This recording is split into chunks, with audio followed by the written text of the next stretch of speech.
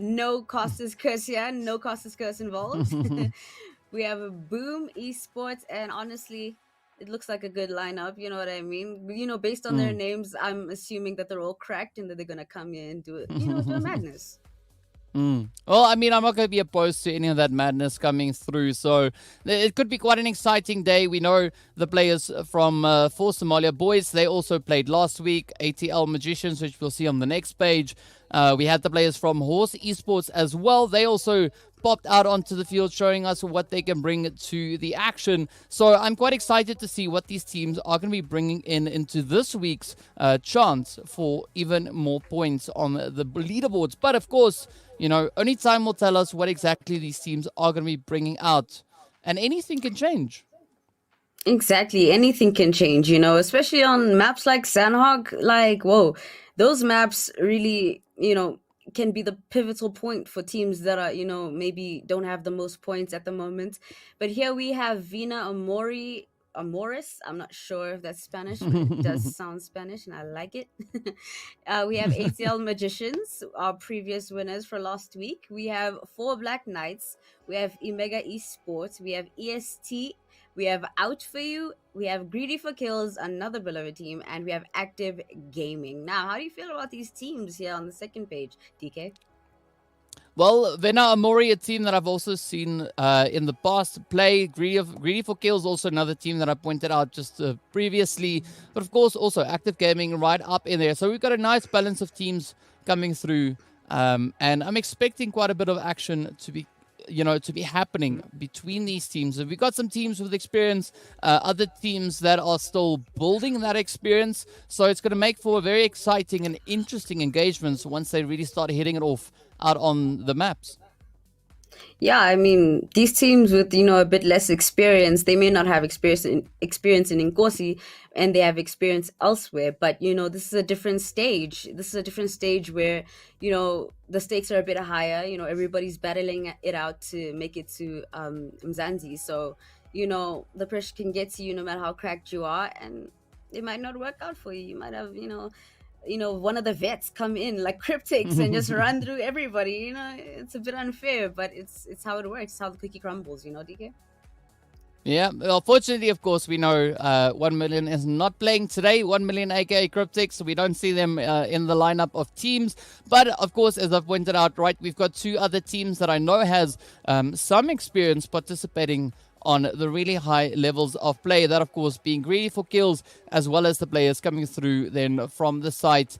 I've just lost him on my map here. Oh, the other one, of course, as I said, Cryptics before, right? I completely forgot. But, so we've got teams that have played last week. We had teams that are coming back again. And, of course, a few new faces that are going to be stepping up, looking to show us what they can bring. So I do think it's going to make for quite an exciting day. And, of course, the excitement is also going to start kind of amping up as we get a little bit later on in. Because, I won't be alone for more than one match, right? So only a wrangle is going to be the lovely me, and after that we're going to have a new edition of Alex potentially joining us as well.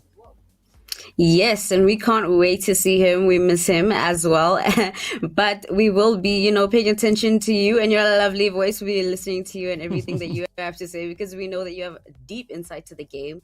And obviously, it would be unwise of us to not listen to those with the wisdom of the game, especially someone like me. I have nothing to offer you when it comes to this game. So yeah, I'm excited. And honestly, when it comes to the zone, I'm excited as well. I want to see the zone go to a place that, leaves everybody out in the open. I want a bloodbath. Where would you like the zone to land on Erangel, DK?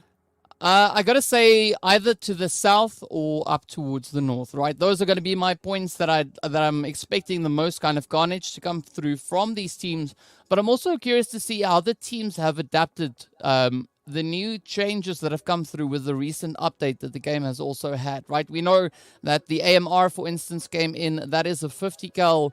That is absolutely devastating to the team. So there's a few changes that have come in.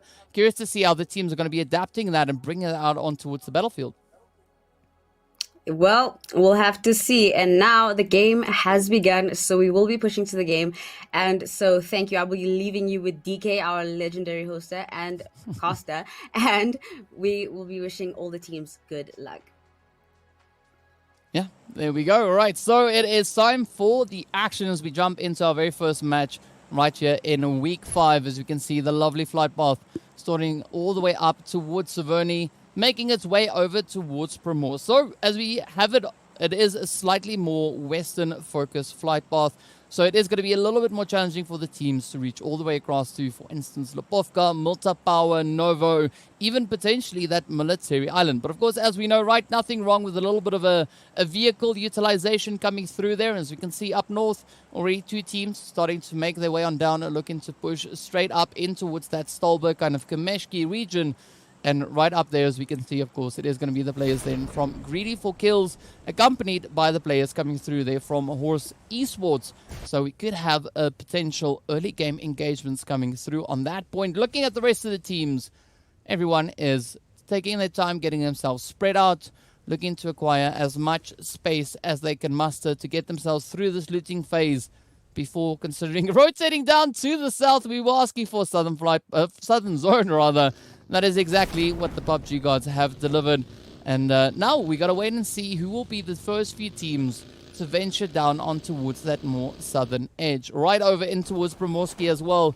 We do see a little bit of congestion coming through on that end as we got the players there from Cyclone Shield dropping hard alongside the ATL Magicians. Now, as we were talking about before, we know the ATL Magicians, they picked up a winner chicken dinner last week and they ended off at the top of last week's leaderboard. But now already it is going to be the players here from Boom getting into a little bit of that altercation as they now go toe-to-toe with the Nightmare Esports team. Seems like the Nightmare Esports really quick on the trigger, finding that first knock, getting the second one. And now it is going to ride on Junie, looking to see whether or not they could potentially clutch this one out. Oh, a little bit of action right up in towards the players there from Vena Amori. So I'm loving the action as the players here from Nightmare just handle all these difficulties currently being thrown at them. So this is going to put them, this is rather going to be putting them onto a really great footing. As you can really see, those 3 eliminations locked into their name. We got Sham now just trying to put a bit of distance in between themselves and the players coming through here from the Nightmare Esports team. Meanwhile, the players there from YT Excelsior also going to be picking up a bit of engagement. As we can see them now going toe-to-toe with Active Gaming. So quite excited as we have got quite a few points of contention now just erupting across the field. So we got a little bit of action right here on the very edge of the zone. Over towards the west, up in Primorsk. ATL Magicians. Up against Cyclone Shield. So both teams now just holding their distance. Not really going to be looking to push up too aggressively. But as we can see on Power's point of view here, he actually has a player just in the opposite building. And that is going to be none other than Isaac. Just holding it steady, waiting for that opportunity to pounce. And let's see, could this possibly be the play for them to get it in? Oh, sends a bit of a molly in. As we know, ATL Magicians, no strangers to these engagements. But curious to see what Cyclone Shield is going to be bringing through as they now prep for a bit of a fight. But a good spread coming through there from the ATL Magicians. So we can see a beautiful 2-2 split being utilized. Cyclone Shield this time around going for a little bit of a altered play here. Yes, they've been reduced down to only 3, still utilizing a bit of that split. But Manny and Danny on that opposite end, not really looking like they're going to be pushing up anytime soon. I would be quite worried about Calvin's position right there on the edge. But maybe Isaac could be looking to make a bit of an escape here. ATL Magicians really starting to spread themselves out. Trying to utilize their numbers, the angles that they can cover. But not an aggressive push coming through from the rest of the players there from Cyclone, right? They're just holding their position, trying to assess the situation, trying to see if they can figure out what the best possible strategy could be to go up against the ATL Magicians. King, I like his position. You can see him off in the distance, keeping a very watchful eye there on Danny and Manny. And with that, it is going to be Manny to get taken right on down. So King really utilizing that position to his utmost potential.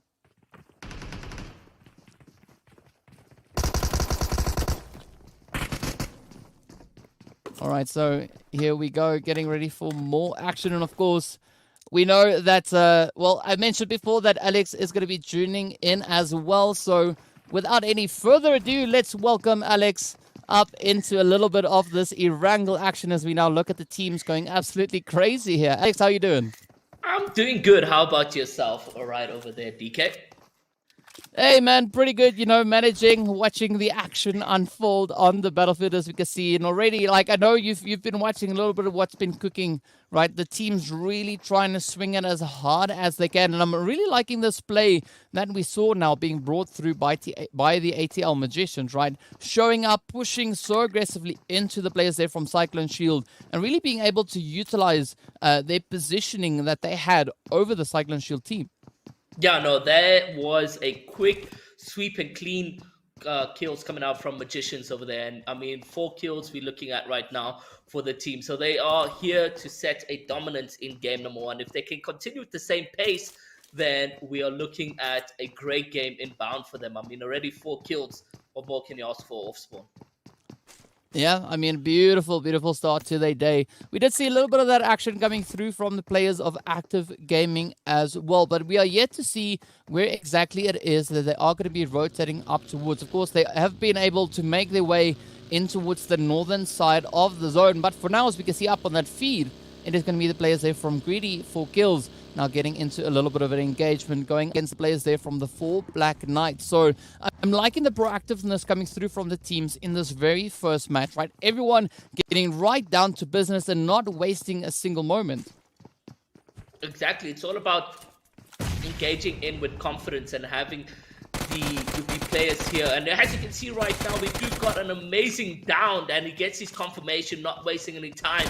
But you do have players running in blindly, not knowing who is around the corner. And Velasco honestly taking up for some kills and carrying himself quite well. And this has to be an absolute best coming out from the opposing teams. Just going in blindly, not knowing how many of the opposing members they are. And I have to say that was quite clean coming out from Velasco, just picking up 2 of those kills and his teammate picking up the 3rd. So a lot of aggression to the start of Erangel. In fact, the match 1 week 5 over here for Inkosi. Yeah, a really, really good start. And I mean, it's actually quite surprising to see the players there from Angels and Demons finding themselves in that predicament, right? It's a team that we know that has experience. We've seen them also play in several community events, over the past seasons. So it's quite surprising to see the team here from iMega really being able to step up and show such a dominating play over them.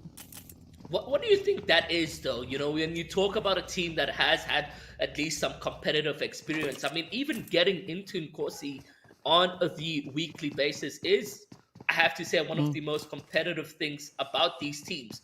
But when they play so recklessly, what do you think is the decision-making going into that? I mean, I don't know. Like, it could be quite a few different factors that come into play on that. But maybe it could have just been that they were caught a little bit off guard. We know these things happen at times. Teams try to play at the highest level of performance as much as they can manage.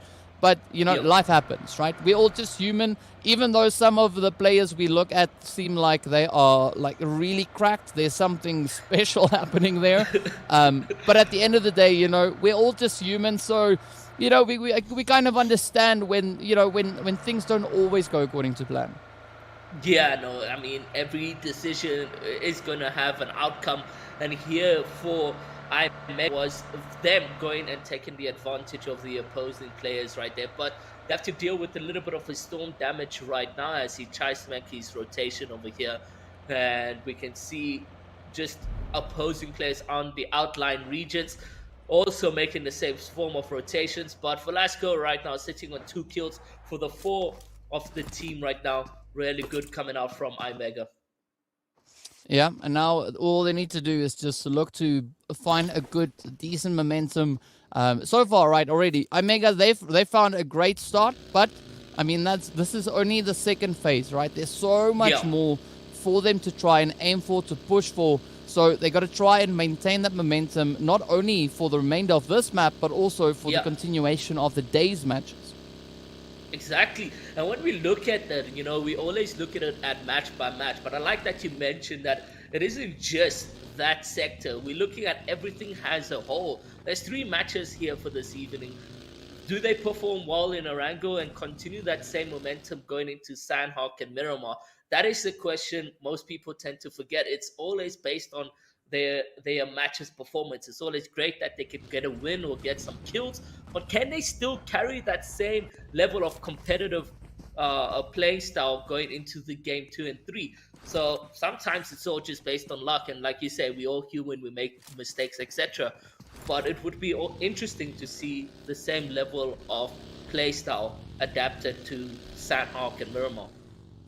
Yeah, and of course, as we know, right, there's still a few hurdles for these teams to try and get themselves over. As you can see, a little bit of congestion coming in towards that eastern bridge, but I'm also liking that play coming through towards Ferry Pier. As we can see, we got 2 teams in pretty close proximity right there. That is going to be the 4 Somalia boys going up alongside the players from Mr. Psycho. And then, of course, over on towards this eastern bridge, it is going to be the players from Nightmare Esports up against the side there of Active Gaming. So several points of contention still coming through as the teams are continuing to try and trickle up into the zone. But, I mean, it's going to be a super challenging play to make.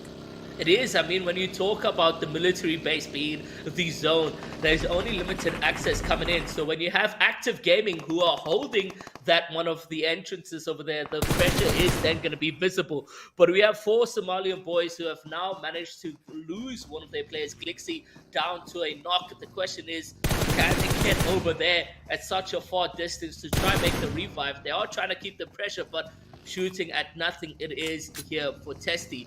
But yeah, military base and top tier right here, what we have is going to be quite an interesting form of rotations we get to see.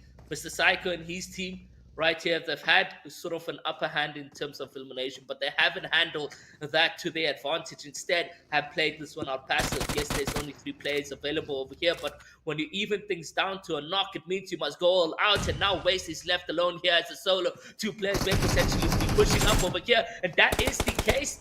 Playing passive will be a cost to you, and you are going to get eliminated right over there. That is very unfortunate for Somalian boys. However, play this so well, get their player up, Glixie, and the 4 players now still can go into the endgame rotation.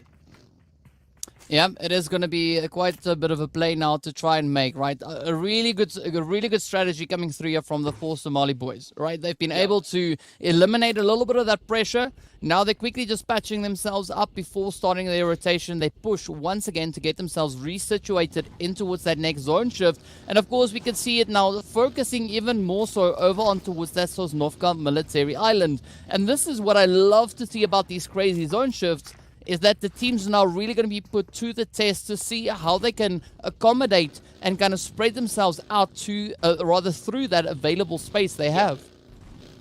Well, there's 40 players remaining, 13 of them is teams. So it's going to be quite a tight area to make rotation. Some of these guys who are rotating late are going to have a little bit of a sticky situation to find themselves in, because some of the teams have gotten lucky in terms of RNG and Storm, or some of them have decided to go in for the early rotations and find a real estate building in which they can set up, a formation over there. So it's going to be quite interesting to see exactly what goes into play. Here's the famous bridge of entry into military, but doesn't look like anyone's set up over here, so they're just going to keep on rotating. Yeah, it's interesting to note that teams really not really setting up any form of a gatekeep or bridge camp on that western bridge, right? As you can see, it is clear for the taking. Anyone that rolls up can just roll on through, but we've got several more engagements happening a little bit further in towards that zone. So it's definitely an interesting dynamic coming through as the teams look to prioritize different strategies moving into this phase.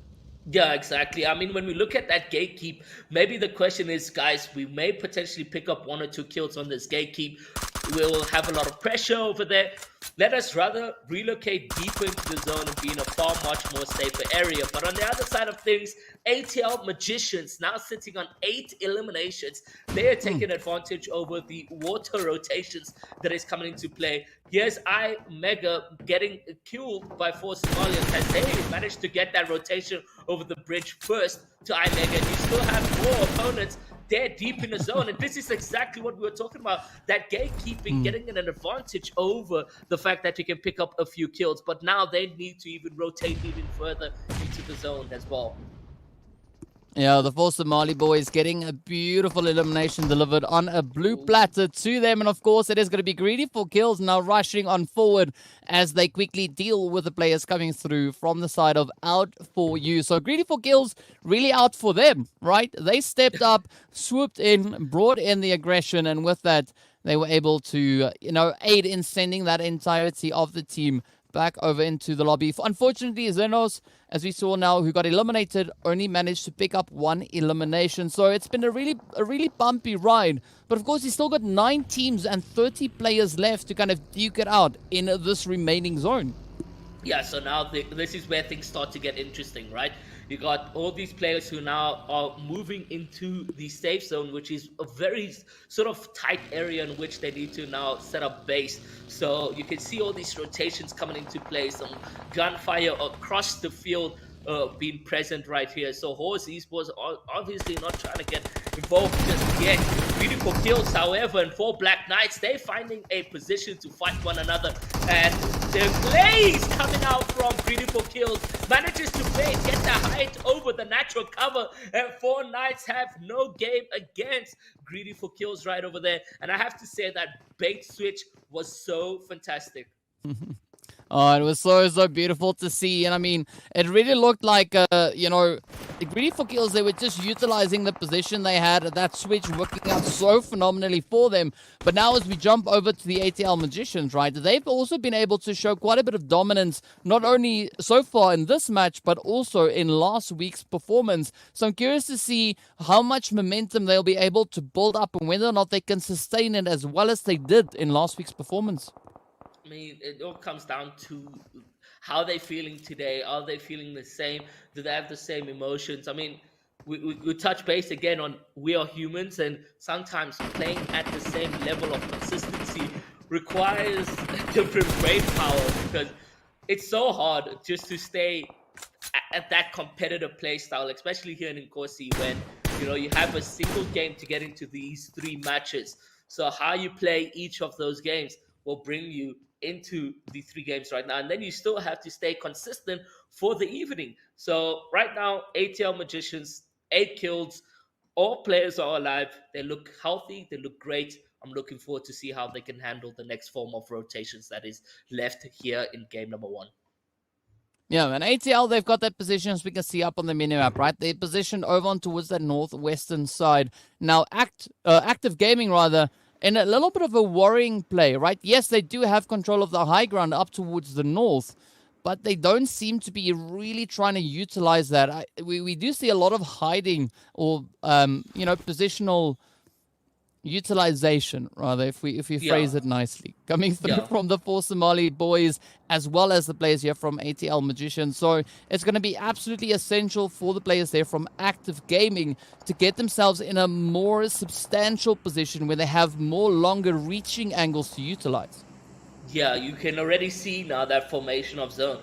They're going to need to move down sort of in the middle between Umzansi Esports, ATL Magicians, as well as the 4SS over there. So I mean, it's going to be quite tough when you have the likes of MZR as well as Greedy for Kills already in the zone. So let's see how Active Gaming is going to be able to make these rotations right here. Yeah, only time will tell us what they will bring. And now the players there from the Nightmare Esports, as you pointed out, smack dab center zone. We can see them just off in the distance. But now it is going to be the ATL Magicians and the players there from the 4 Somalian boys having a bit of a go at each other. Also, Active Fire coming under pressure as the players there from Umzansi Esports, El Chapo and Co. are now also starting to venture closer towards them. But essentially, the teams will have to still prioritize those rotations moving further in towards the zone to get themselves established and set up a bit of an anchor point from which they can reach on towards the rest of the players. But again, looking at the strategy coming through here from Greedy for Kills, they're really playing it out on the edge and trying to pick off whichever opportunities they can find that could present themselves. Look at here, we have Prison just being around and being calm as Ted Bundy who travels by over there. He can potentially maybe grab onto a few placement points. If we have a couple players being eliminated, active Ted Bundy going in for the sacrifice, but he won't get eliminated as he tries to set up base. And we have the Nightmare Esports right there, managing to pick up a kill, and that is going to be great.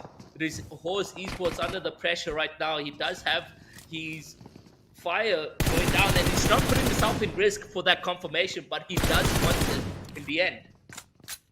Yeah, and it's going to be quite a contentious play whichever way they try and make this one happen. It is now, of course, up to Dolo to try and see, will they be able to get that in confirmation locked in? Yes, an easy one indeed at the hand, or rather at the expense of the players there from Horse Esports. ATL Magicians now finding themselves in a little bit of a more scattered play, as we can see Raouf quickly trying to tend to Romeo there. Meanwhile, there's going to be Lynx and Power trying to see if they can get over to their own teammates. But a beautiful nade now from Lynx getting sent in, the confirmation getting traded in towards Romeo, and now Raouf being put in a position where he needs to try and find another play. Of course, is going to go for that nade. Let's see, could this be the saving grace to make ATL Magicians already on a runaway performance with regards to those eliminations?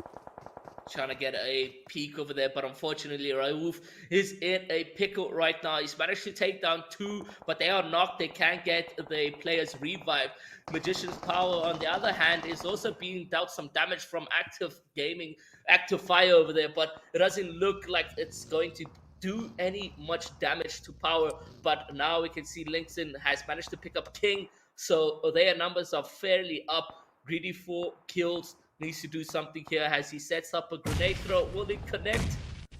Oh, doesn't. Both players just throwing in some Kobe shots over here, and it's really close for Raouf as he is currently taking a bit of damage. Oh, down to little HP.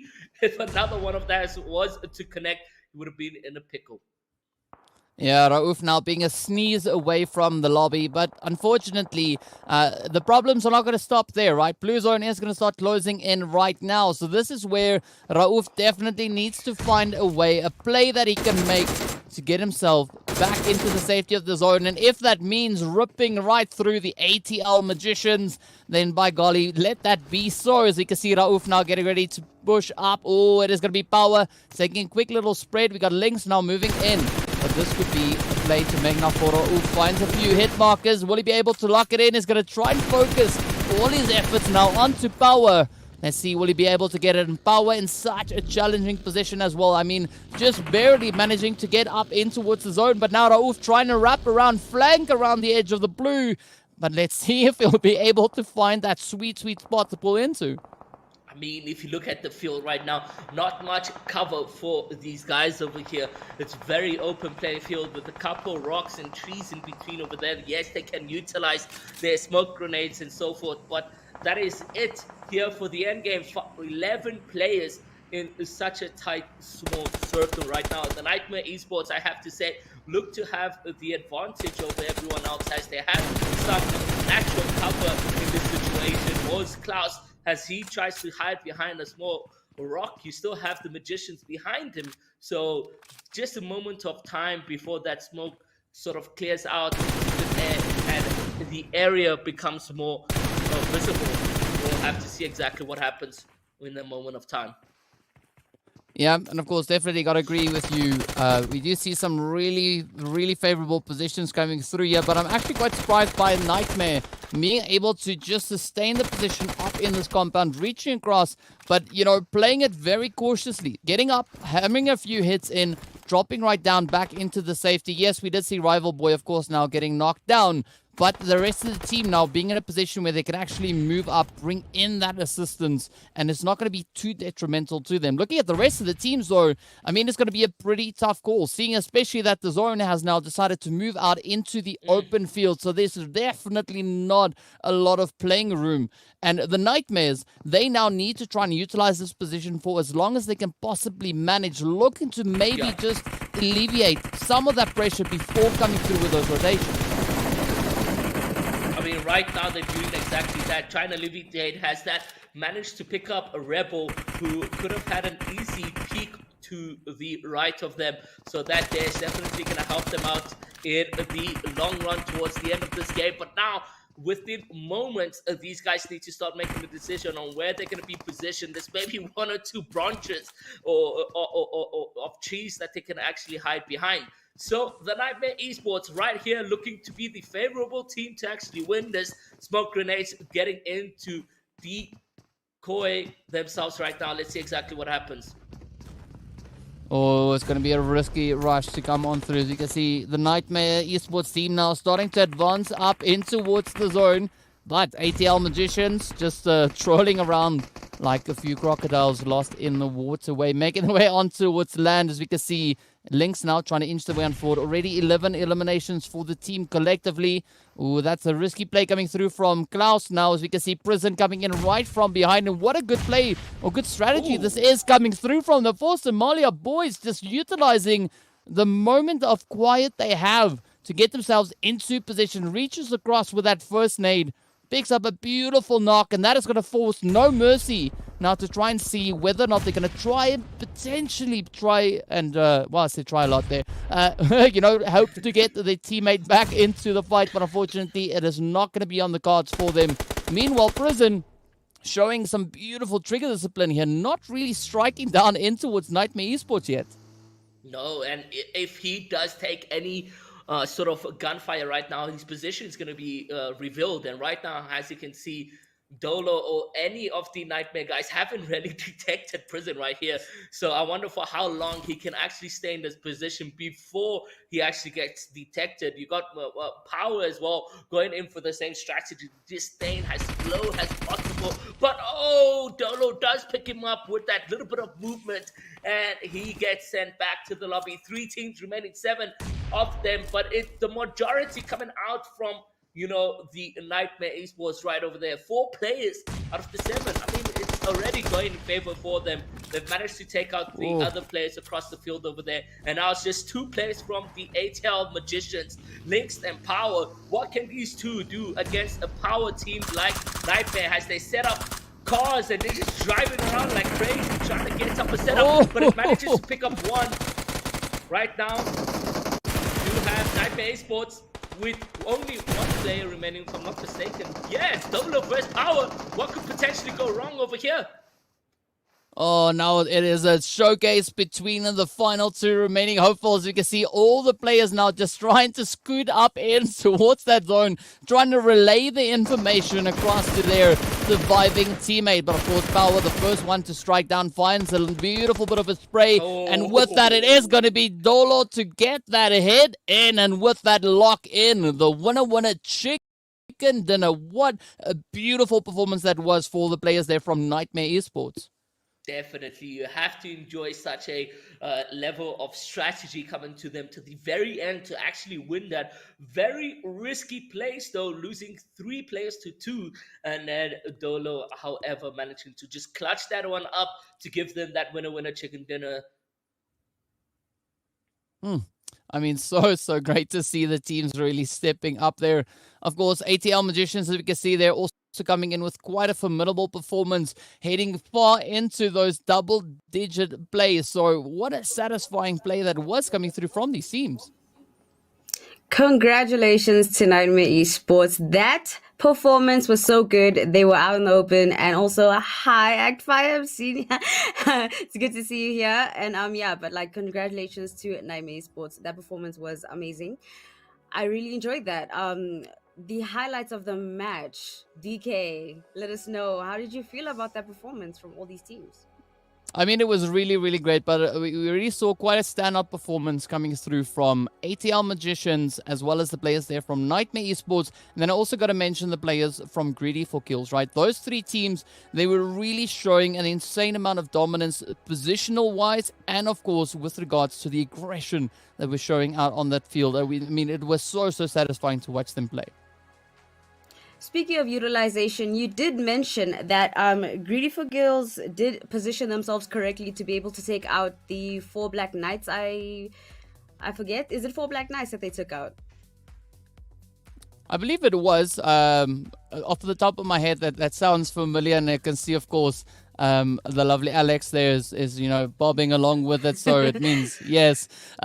So a good performance coming in, but yes, positioning is always essential. So I do think that was a really good decision being made by Greedy for Kills to kind of situate themselves over on towards that eastern edge of the island, or western edge rather, and being in a position where they can not only see other teams similarly positioned to them, but also have a bit of a reach further in towards the mainland, the safer area of the zone as well. Now, Active Esports also did have a positioning problem. They did have the higher ground at some point. However, they did not utilize that positioning that they had, as you mentioned before. Now, Iro, how do you feel they performed, considering that they did not use their positioning correctly? And how do you feel like they could have improved on that positioning? Yeah, well, when we look at RNG, it was just very unfortunate for them, because then they had to rotate to the very bottom of that entire height advantage that they did have. And when you looked at it, you got Horse Esports on the side, you got ATL Magicians over here, you got players who are already set up in the safe zone. So for them, it was very tough. You sent out a scout, which was Ted Bundy, who managed to get into a location, but that location had already had the Nightmare Esports, if I'm not mistaken. So it was just so tough for Active Fire to actually get any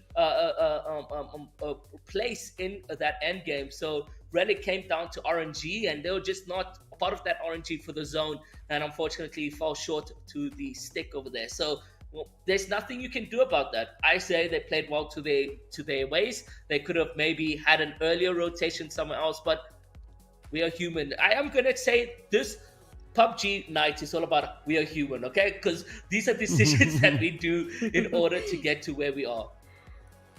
Definitely, we are definitely all human, and I just want to give props to magicians as well. They got a lot of kills. They performed quite well this time around. So who do you feel might be the MVP this time around, DK? Ooh, well, I know there was one particular player from Magicians that brought in quite a substantial amount of eliminations. I know they ended up on 5.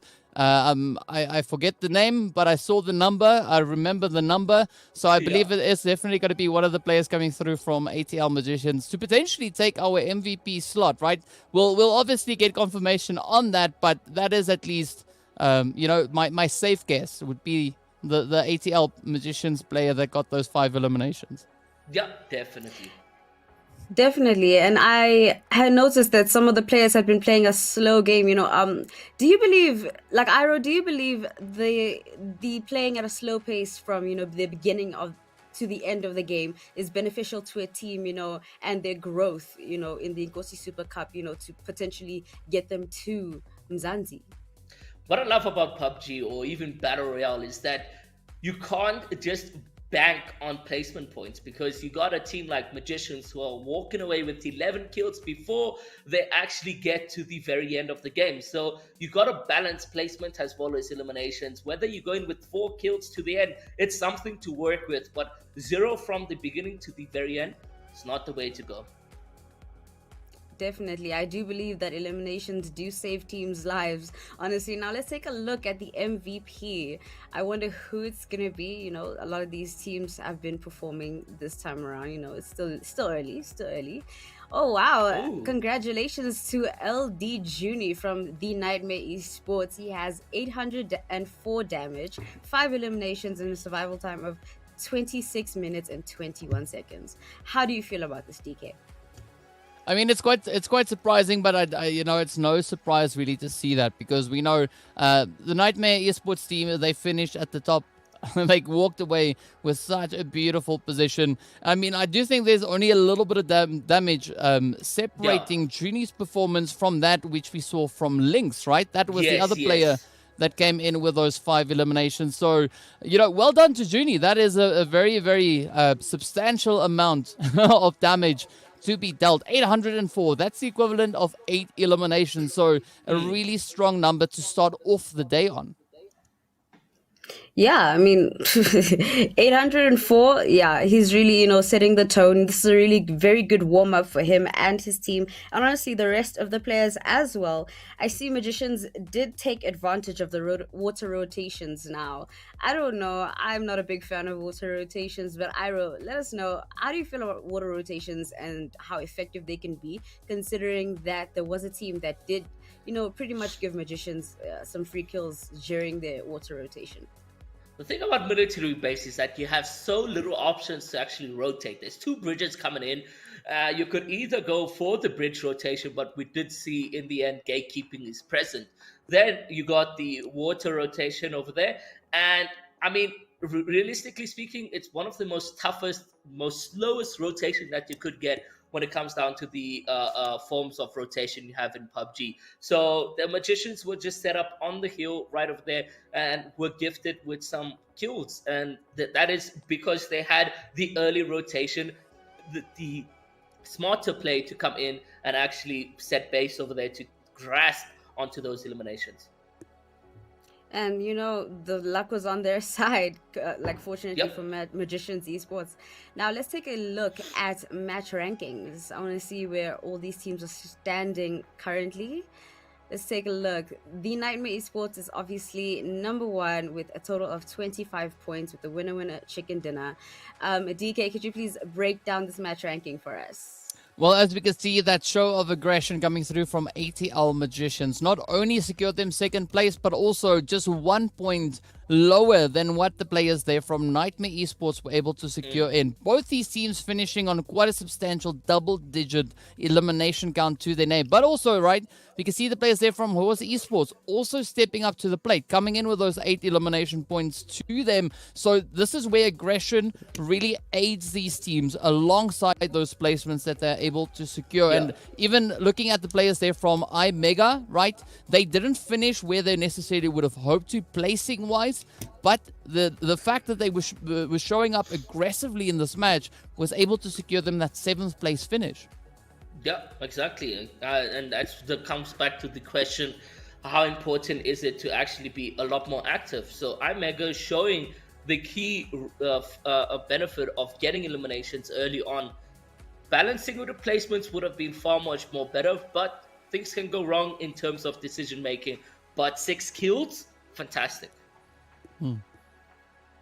Now, as we move along to the next page, I wanted to ask you a question about how important it is, or rather, not how important it is, but is it an effective tactic to be a zone camper, considering that, the Somalian boys were at the edge of zone, kind of zone camping, because they were there for quite a long time, and, Nightmare Esports were not in the zone, and so Nightmare did not get taken out. However, Somalian boys did manage to get some kills while they were in the zone camping position. So you feel like that was a great move on their part, Iro?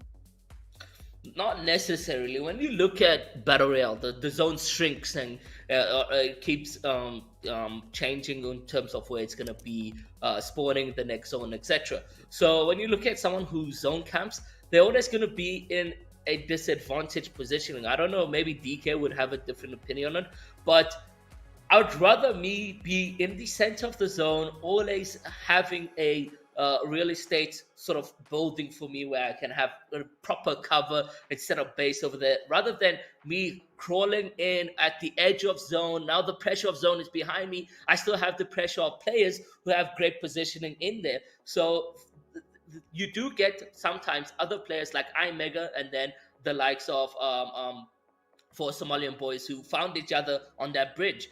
But at the end of the day, you're not going to get the best positioning for you. So, yeah, I really don't think zone camping is the way. Unless you have 2 out of your 4 players alive, then you can be like, okay, guys, we can't really be as active. Let's sit back and move slowly then it's understandable. Now, DK, do you have the same point of view as Iro when it comes to zone camping? I mean, it depends on the strategy that the team's looking to apply, right? It also depends on kind of the teams that they're going up against. Sometimes it is beneficial to bring in a little bit more of a delayed rotation to see where the rest of the teams have moved into, and then you could potentially come in and capitalize on that third-party potential happening as the team's already getting into a bit of a fight, right? But that relies heavily on the aggression of the opposing teams, right? If you don't have any particular inclination as to how aggressive the opposing teams are going to be at that particular point in time, it makes it quite difficult to justify really coming in with a more delayed rotation, because there could be other teams sitting in a very similar position, and that could be quite problematic. So depending on what the situation is, there is kind of a time and place for each of these different strategies, either prioritizing a position in towards that more centered zone or playing on the edge.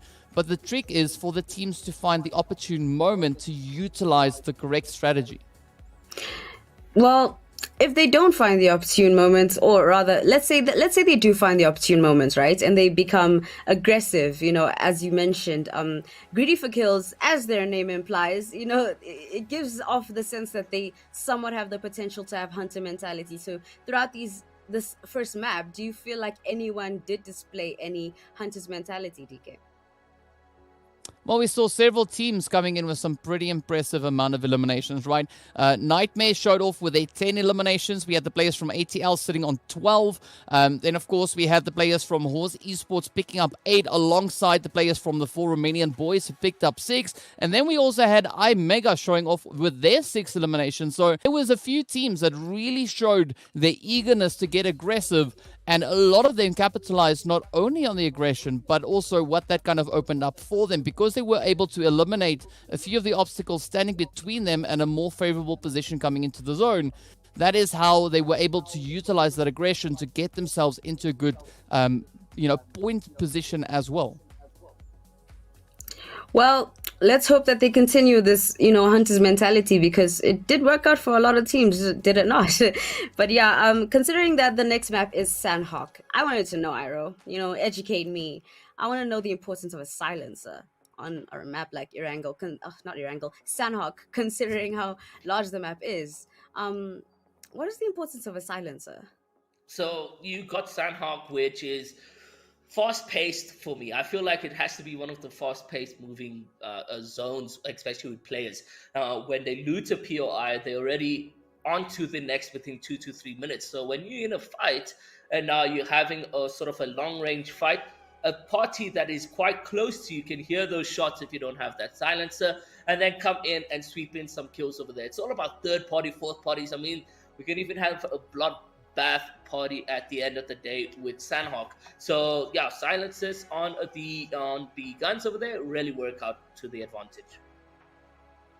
Well, we do know that a lot of teams love to do, little swoop in, little ambush, just like we kind of saw at the end there. I did enjoy watching the trades happen right as we found out, that Nightmare Esports was going to take it. But like, what was the moment that you knew that Nightmare Esports was going to take it, DK?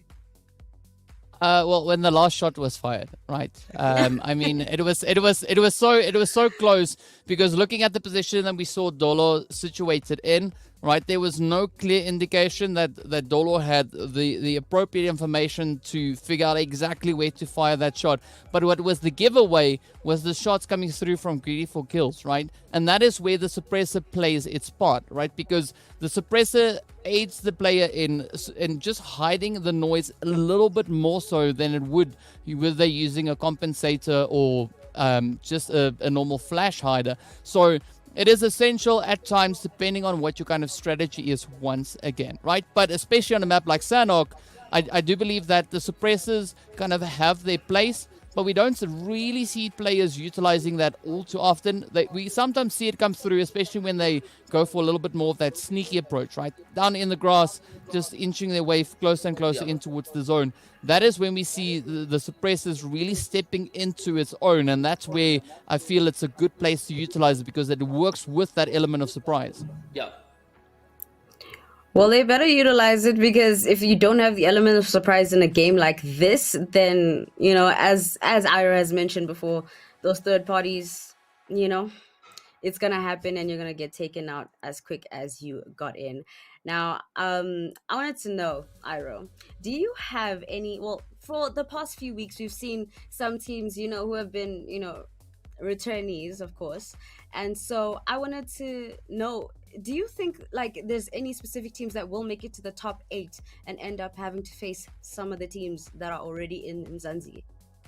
I mean, the way DK has been talking about ATL Magicians, it seems they've been having a more consistent level of play. And yet again, they show that here in game 1 of Hiranga with 12 kills and a second place over there. So really, ATL Magicians, Horse Esports also went to the very end of today.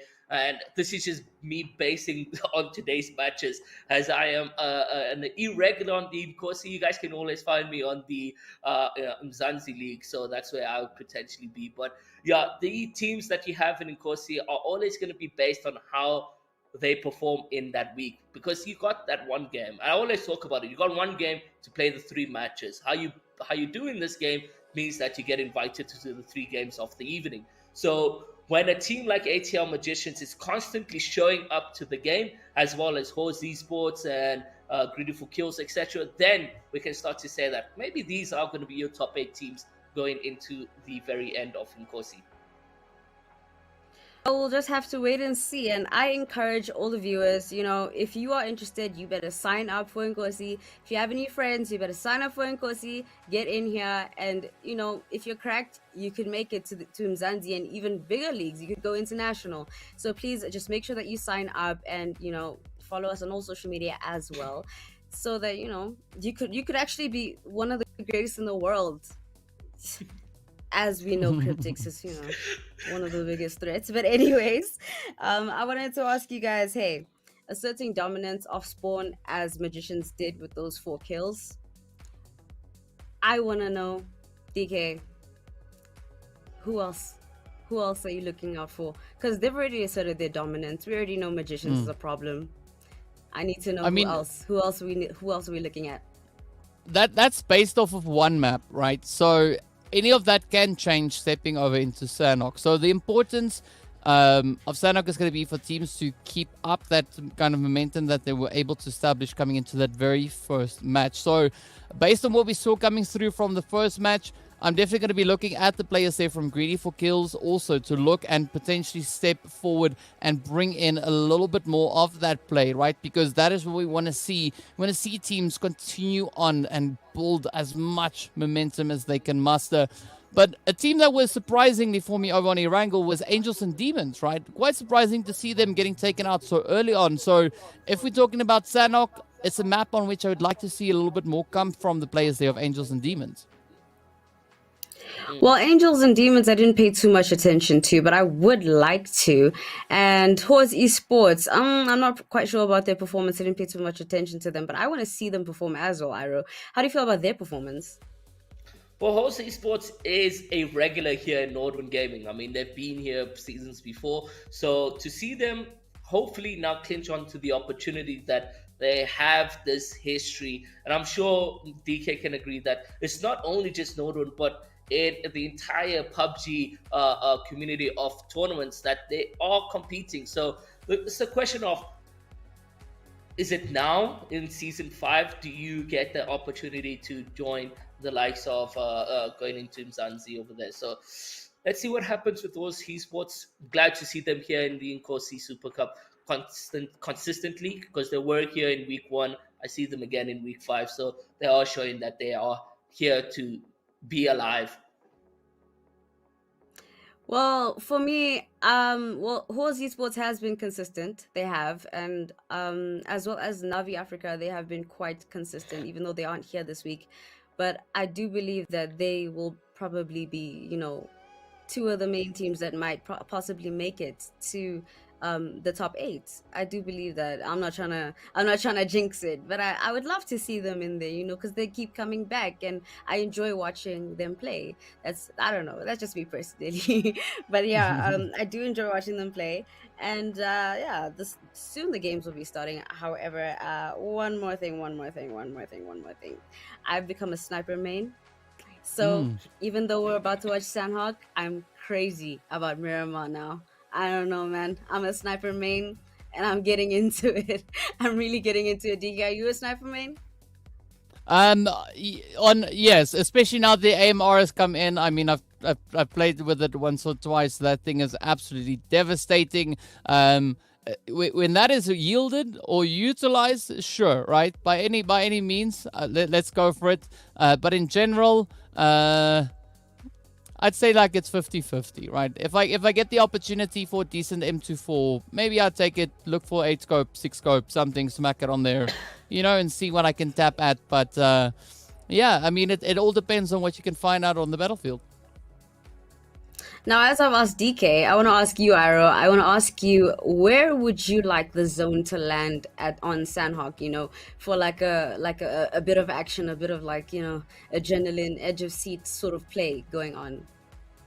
Anywhere, because when you do have Sandhawk, you have such pure eyes that are not really mained by more than not just one person. There's always going to be like 2 teams essentially landing over there. So yeah, for me, it's anywhere in Sandhawk. Well, I would like the zone to land anywhere where there's water, because I do enjoy those water plays, even though they aren't an efficient place to fight. But they're very entertaining, especially, if you're looking for a bloodbath. So I'm very excited about that. DK, this time around, how do you feel? No zones? No zones for you? Well, yeah, no zone in particular. I just want to see everybody fighting. So, I mean, we've seen the meta change a little bit. So we'll have to wait and see what Sandhawk has for us. Well, definitely. Well, here the game has started, so I will leave you with our casters, DK and Iro, and I wish good luck to all of the teams.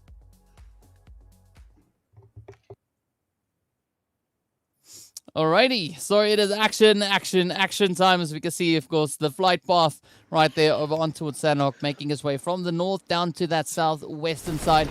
But what's always exciting on the map here is that we know, right? Flight path, not so important. What is going to be more essential is where that first initial zone is going to be forming. And Aero, this is where we'll get to see now whether or not we're going to have a little bit of that water zone shift coming through, or whether or not it's going to stay over onto the primary main island itself.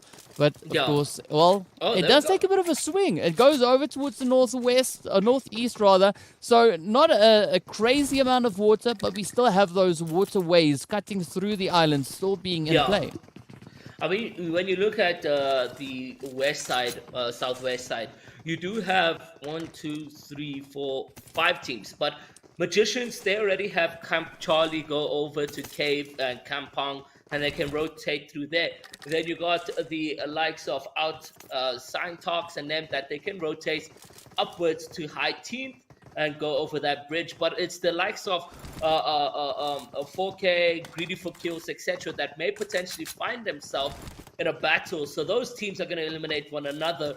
But Bootcamp, Query, they can easily gatekeep that entry. So I'm looking forward to seeing exactly what happens over there. But it does look like MGZ and MZR are actually up against one another in that location at Bentai. Yeah, Bantai could be an interesting point of contention all the way down in towards that Camp Charlie region. And that is going to be the Magicians showing us what magic they have in store for us. And of course, they are going up against, a few contenders there as well. As you can see, those hits now starting to connect on up. That I believe is going to be the players from Excelsior feeling a little bit of that heat, that pressure getting sent across. We've got the actual several points of contention, right? As we can see a little bit further up towards the north as well. The players there from iMega now starting to move up, finding themselves alongside the players coming through there from the Angels and Demons. But down south, it was actually the players from the Nightmare Esports team kicking off the action once again, finding a few well-needed points, right? Because we know they're trying to get themselves established. They've actually been able to pick up the entire squad wipe. So a beautiful run and a great start coming through there for Nightmare Esports. That is going to be great because if you look at the prize pool for today as well, I mean, you know, the contestants were potentially going to be Nightmare and then as well as MGC. So MGC being taken out very early means that there's no points gathered for them here in Sandhawk and already 4 sitting onto the Nightmare. Yeah, so the Nightmare really making other teams, right, face their nightmares as they are getting rushed and pushed up upon. So really is great to see that name, you know, coming into its full form. But for the time being, you know, the rest of the lobby does seem to be relatively cool, calm, and collected. No one really going to be looking to make any crazy substantial plays aside from what we see right here, right? So iMega, Angels, Demons, just going to be keeping a slow, steady push with the players there from Vena Amori. Now also situated a slight tad bit further up north, but it doesn't seem like Vena Amori are too interested in, at least in a third-party perspective, into this engagement right here in Camp Bravo. Yeah, Camp Bravo right now, the thing about these fights as well is, yes, you need a little bit of patience between two teams, but when that time tallies up, especially when you're on the outskirts trying to move into the building, and I will talk about that later, as we have Angel and Demons right now in the push right here, and the 1v2 is iMega doing that exactly. We've got 2 players down from Angels and Demons right there, but he's able to respond and he's looking to try get some confirmation, but maybe a revive, which is all you need in 10 seconds in this position. And you can see Hunter going down. 3 of them down now. Looking quite tough. Got Fansode on the outside just getting his confirmation and a bit of heals as well. And Velasco just waiting to get this final elimination. 2 players up from Angels and Demons. They got them surrounded. I mean, what can they potentially do in this play? Well, it's going to be a pretty tough one, right? So all they got to do is try and maybe take the players from iMega on a more individual basis, right? Dealing with the threats as they push on forward. And a good play coming through here from Professor, or rather Power, as they push out, dealing with that first rush. Ooh. But now we still have Velasco left on the outlying area here. It is going to be a potential 1v1 now. Oh, but Power gets picked up as the players there from Vena Amori reaches across. And, well, eventually they decided to come to the party with a little bit of that third-party action. Yeah, exactly. And this is what I was about to touch on base before iMega and Angels and Demons decided to get in combat, is that when you spend so much time in Sandhawk fighting one another, what happens is third parties, and you just see VA do exactly that. Vena Amori come through with a third party, pick up the last play over there. Now, those trades shouldn't have happened for iMega. iMega had the far more advantage over there. They did get 2 eliminations off the bat, but the coordination and the communication from the team wasn't there for me. So the fact that they lost 3 players in that fight, I'm not happy with that. And that's maybe where we start to see iMega pick up a lot of kills, but then placement-wise, they're not looking too great. It's because of those decisions. Yeah, the survivability really, proving to be quite challenging, especially for them. But we do see a few other engagements also now coming into that feed. It is going to be the players from Greedy for Kills going up against the players there from Out For You.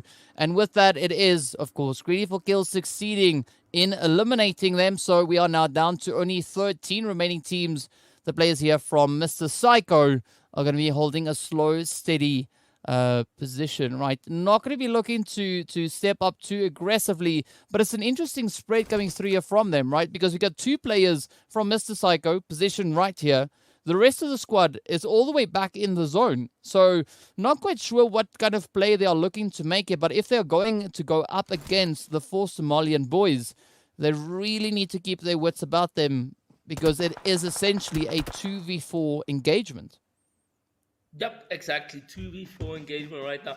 Here we and that's what Sandhawk has as well. It's a little bit of those split plays coming in, but when you have majority of four Somalians rotating together, the Mr. Psycho team gets into a bit of trouble over here. So they just need to make sure that they meet up with their former allies, and then they can stay together over there. So I'm happy with this rotation that's coming out from both Waste and Master right here, is that the play to actually meet up with the other allies over there is really good from them. They didn't get overconfident or too ego in this position and decided to disengage.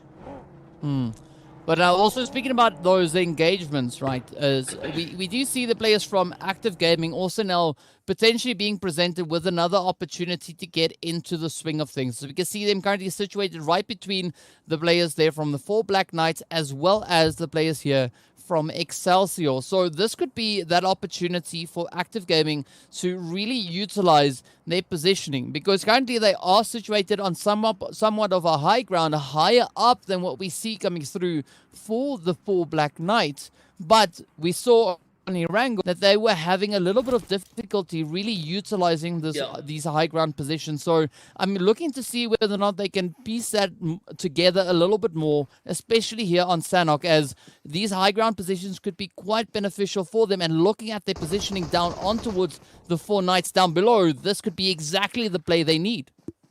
Exactly, and you look right now, the squad that is formed right now, it looks like a full has come into play, because I'm not seeing Ted Bundy a part of this right now. So for Active Gaming, who have been here since multiple seasons, has had not the opportunity to get into Umzansi into the play over there. So I think they're just playing with a lot of pressure right here to say that, hey, listen, we're trying our best, but it isn't really working. And when I say this right now, we've got Axas who's been knocked, but a response and answer comes through from Active Gaming, and they're able to get a knock on the other individual. But these shots are now just inviting other players around to maybe get involved in the action. But this is, again, where the positioning is going to be absolutely essential, right? So that they are able to deal with whatever threats come their way. Aside from the engagement that they're currently focusing on, they need to take into consideration that we do have the players from Greedy for Kills who are also rolling in from that western edge. So they got to set themselves up in such a way that they can actually continue fighting should this engagement come to an end, and should they still be in a position to be able to continue fighting further. But now the players there from the 4 Black Knights have had the opportunity to get a little bit of a reset. But I'm curious at what cost that is going to be to the players now from Active. As we could see, Greedy for Kills, there they are. They are moving in from the west. So whatever Active is going to do, they need to do it right now. Yeah, because any shot that they fire off right now is going to give alarm to the surrounding players to say, hey, there's a fight there and we need to take advantage of it.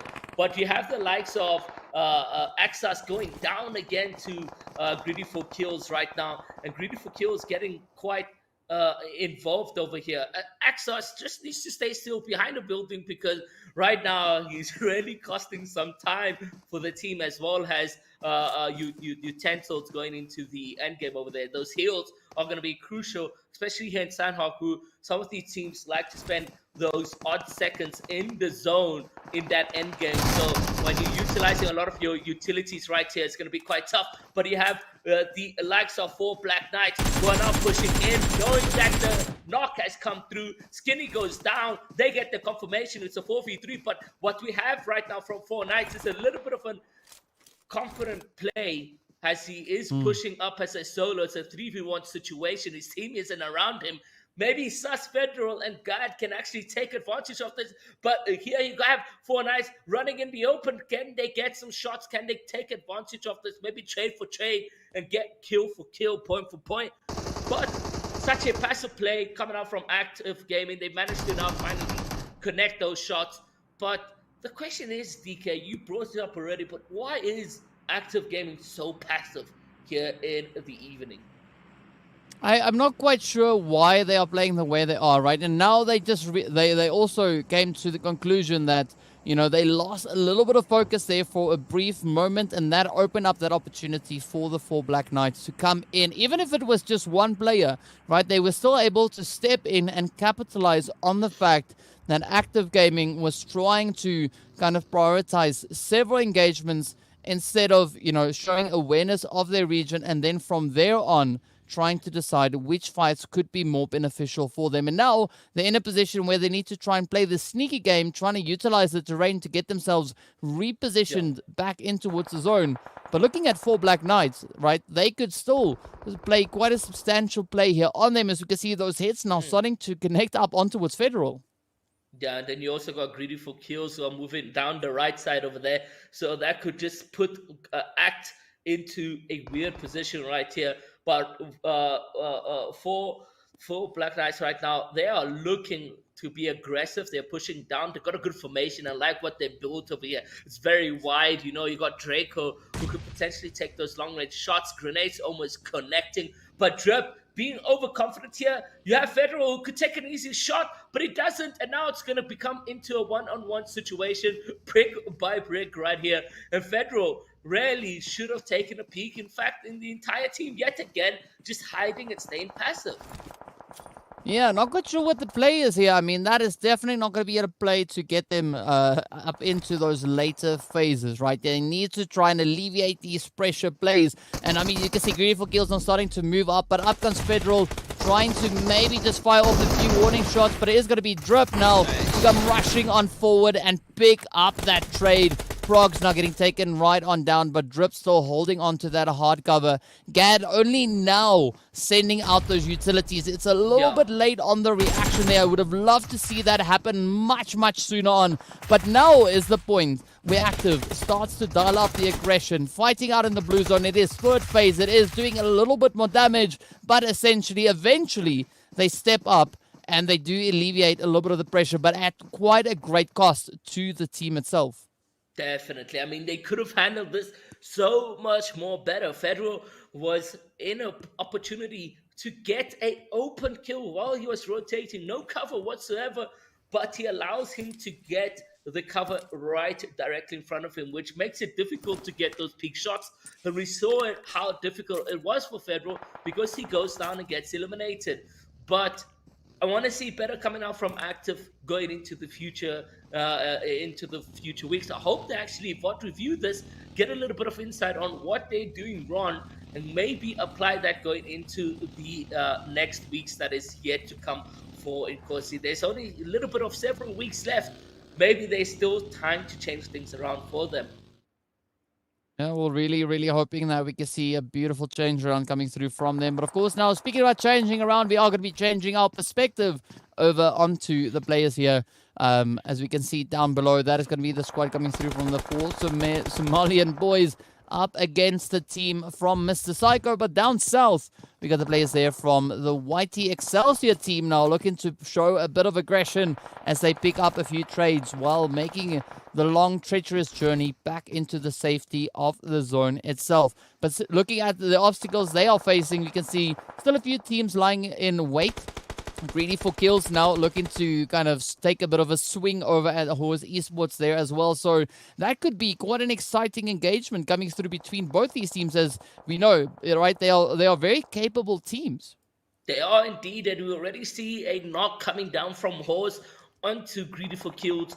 Maybe they can capitalize on this as it stands right here, but we can only wait to see when we jump on that. As you can have a couple of the players still rotating in the zone. Could be interesting to see exactly what happens right there. But here it is, Umzansi Esports having a perfect sort of location, but I don't think they're going to take advantage of this, as it does look like now they're just going to make that rotation. But they had the advantage over the fact that Greedy for Kills was just coming out that zone. But I see why. It's because Horse, Mercy, and Rebel are actually in a fighting position against Cyclone Code. Now they're actually finding themselves in a tough position. Yes, we are getting a couple knocks here. Actually, 3. It's all down to Manny to be the sole survivor, the right play to get those placement points. But Umzansi Esports, a bit of a disconnect from the two teams over there, or the two sort of split teams that we had over there. And it meant that, Cyclone Shield had the opportunity to get the upper hand and maybe send some distress signals to the team that was holding greedy for kills in the blue zone. Well, it's going to be a really challenging play now, right? Cyclone down to 1. Manny situated out in the blue. Well, at least Manny's got, adequate meds, right? 40 bandages that we saw just then and 24 mid kits to utilize. So we could potentially be seeing that heal strat now being utilized by the players here from Cyclone Shield. But what I'm interested in seeing as well is the team's positions up in towards this current zone. We can see a lot of teams still kind of situated on towards that edge. No one really taking the plunge to move in towards that center zone, and I kind of understand why, because there's not a lot of playable area really for these teams to step into that will allow them to get good coverage. And for now, they need to try and utilize whatever they can before they start advancing into that zone. Definitely. Right here, you got greedy for kills, only down to 2 of their players, but sitting on 8 eliminations. But I did see Dodo as well from the winner chicken dinner team looking to grasp onto eliminations as well. So that has been looking good for him and his team. They already got those 4 kills or spawn, and they continue going. But I mean, you look at the team greedy for kills, they just pick up 2 eliminations, has 2 players right here, and that has been quite great. Oh, well, look at that strafing coming through from Junie, our MVP from the previous match, really just showcasing their talents here once again, already sitting on those 4 eliminations. The team sitting on a collective of 7, but of course the players here from the 4 Somalia boys are also going to be looking to find a few more trades along the way. We got Glix and Co.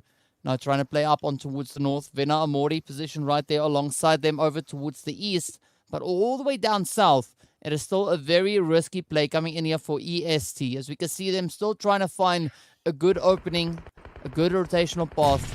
Oh, but it is going to be action now, getting caught up in the action as the shots connect up and down they go. Definitely down they go. Right here, EST it does have Joker and Storm, but maybe they can potentially get the lead. In fact, they can't. There's just so many players in and around, and he's only hiding behind the tree. There goes that confirmation. It's now down to him as Storm also gets knocked. And then you have the Nightmare Esports, who are somehow just changed their whole end game, where Junie's all left alone. Dolo gets eliminated, and the Co's over there. So Junie, who is the MVP for game number 1, maybe he can still stay consistent going into game number 2, and I just kind of jinxed that as greedy for kills manages to get that final elimination, and they get sent back to the lobby at the 6th place with a hefty amount of eliminations. However, for Somalian boys finding themselves in a predicament as 2 of their players goes down, and it's a VA who have been doing their third-party nuisance, I would say, in Sandhawk, as they keep on picking up kills and points for them on the fact that it hasn't been on a one-on-one situation, but rather on that long-distance fighting. Oh, I mean, but it's still looking hopeful, at least here for the players now, as they look to make any substantial gains. You can see the team there from Boom Esports. It is going to be Captain, the final player left to try and make a push from within the zone here. Well, not the final one, but at least holding a good substantial position. We still have 3 players left, so it's Captain, Charm, and Life. But Captain right on the front line in a great position to just capitalize on the kind of lackluster angles now coming in on the opposite end. But Vena Mori really just utilizing the extra cover being brought in by those smoke grenades. But of course, also then the players here from the 4 Somalian boys have had the opportunity to get a quick reset before taking in more engagement. But look at that Glizzly sending out a beautiful one, picking up such a devastating hit now on towards Vena Mori. You got 2 ploys down for Somalian, and let's see exactly what happens right here, how they can utilize this. But the VA Rabs manages to pick that kill. It's actually ex-captain, and he being a captain indeed by getting these eliminations right now for the team. Boom Sham on the other side of things, he's just trying to stay passive as much as possible. He's trying to now get that disengagement, and Prison is probably trying to hold that off. But it's not looking good for 4 Somalian boys, as we have Vina, who are all back up, back on their feet. You just have Nats who needs now to kill up right here. Glizzy in the grass, hiding right over there, managing to pick up the kill. But Nats and Lily onto the situation. You can see he gets the tags over there. No shot onto Glizzy right now, but he stands up, gets in the open, and Nats is there to pick up that elimination. We're down to 4 teams, 8 players right here, and we have one from Mr. Psycho, but it does look like he can actually get an elimination on the future. But we have Captain who's just hiding behind the grass over there, but it does look like he gets back into cover, and away he is hidden, down to 7 players. Wow, and of course now we've got 3 teams currently positioned up in towards the zone. Psycho down to 1, as you can see. Waste trying to get themselves into a favorable setup here. Then Mori actually looking pretty great here, right? Moving in 4 players strong. I would not be surprised if potentially they could clutch this one out and walk away victorious, but it's all going to depend on the plays to come from Captain and Waste, the final 2 players standing between Vena Amori and that potential winner chicken dinner. But of course they need to be super wary of Omar, who we can see now just playing a little bit of that blue zone hill strat. But Waste and Captain really cautious, just trying to ride out this position. And this would be the opportunity potentially for Vena Amori now to try and do their due diligence. Yeah, exactly. It does look like Greedy for Kills may just potentially get eliminated soon. Ex-Captain picks up 1. He gets that confirmation. Waste comes in behind, picks up that kill, and that is placement points because we just eliminated another team right here.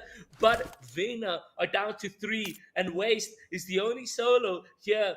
I don't know how he's able to clutch this up, as we have an amazing formation of an attack strategy coming out from Vena, as they have spread far and wide, and it's just Waste who's in the middle over there, and you can see it's actually nice to pick up that kill, and it's all going down to that heal off, and how much heals Greedy for Kills actually has in the end game aspect over here. I don't see him lasting to the very end, as Lini and the Coast over there have not used any of their utilities whatsoever. And there we go. There goes the final death. So Vena picking up game number 2. Winner chicken dinner with 6 eliminations. Greedy for Kills coming in second with a great strategy play to go off into the heal offs. And look at that. Consistent with eliminations. They got about 9, 10, 11 kills over there. And then Psycho Waste, I have to say congratulations to him. Picked up those 2 kills, which is fantastic.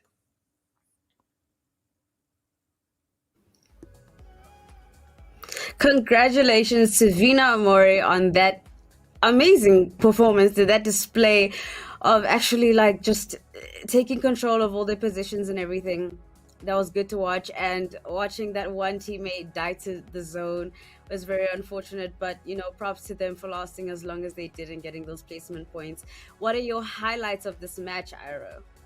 The highlights right now is we just had an absolute mess. I don't even remember what happened, to be honest. All I just saw was players getting eliminated. You're talking about the likes of Nightmare Esports doing so well, and then eventually just 3 of their players absolute dead within seconds. And then here's me clinching on to hopes that Juni can actually go into the end games and do something, but Greedy for Kills was there to get that target onto him while he exited that building. And then you had Captain was really showing his performance over there in terms of grenade throws, who almost had Vena in that sticky glue over there, but he just didn't utilize them with great aim. It wasn't a Kobe throw, as I like to call it over there, but nonetheless placing 4th in the end. And then Waste, who Mr. Psycho's team actually hasn't had the best of game 1 or game 2, goes all the way to 3rd place, picks up 2 eliminations, and that there is definitely going to help them up a lot going into a Miramar over here. It just goes to show that, once you're down to 1 or 2 players on the team, it's best to just wait it out, get as many kills as you can without being too aggressive, because once you get aggressive, it makes it easier for you to get eliminated. But they played it really well, getting as far as they did so that they could get those placement points for their team. Now, with regards to scouting and picking the appropriate fights, DK, let us know your thoughts on how to be able to pick which fight is the most winnable, the least costly, through making appropriate, scouting, doing like the appropriate level of scouting? Trial and error and getting into a lot of fights, right? That is the best way to learn what to do and what not to do. And we did see a really good presence being shown by the players there from Greedy for Kills, right? They stepped up once again. Second match that they were able to consistently place really, really well in the match. So they are showing that you don't necessarily need a winner chicken dinner, right? You just need to be super consistent. And I'm liking the play that came through from Omar this time around, right? He was able to pick up 6 eliminations as an individual, and that does absolutely phenomenal things for the team. But also just looking at the movement that we saw being utilized by Greedy for Kills, they've really found something that works phenomenally for them. Now, do you think that, he might be taking the MVP, DK? Yes. I mean, Omar is the player with the highest eliminations this round. I mean, the closest player we had to that is going to be Junie, who came in with 4 eliminations. So Junie was our MVP from the first match. I do think this time, credit where credit is due, it is going straight over to Omar. Even though Omar tried to out-heal it and got, of course, taken down with still 5 mates on them. Regardless of all of that, I do still believe that it is going to be Omar that will be our MVP. Well, let's hope that he is, or let's hope that they are. But yes, Iro, I wanted to ask: do you think that Vina Iro's strategy, third-party strategy, was the thing that gave them the edge over the other teams to enable them to take this, to take this map? Honestly, I think so, because I didn't see any Vina sort of 4v4, 3v3 situations. We just kept seeing them pick up some kills, and that was off long range and third party situations. The first third party was with iMega and iMega and the 4 Black Knights. No, I've actually forgot who was fighting in the beginning, but they managed to just pick up that last kill over there. So really, their strategy worked out for them in Sandhawk, because it's all about being sneaky, being the surpriseful. So really well done to them. It worked in the end, managing to get the winner chicken dinner. It did work for them in the end, and they played it, quite well with all their third parties. They were very unexpected when I did see them.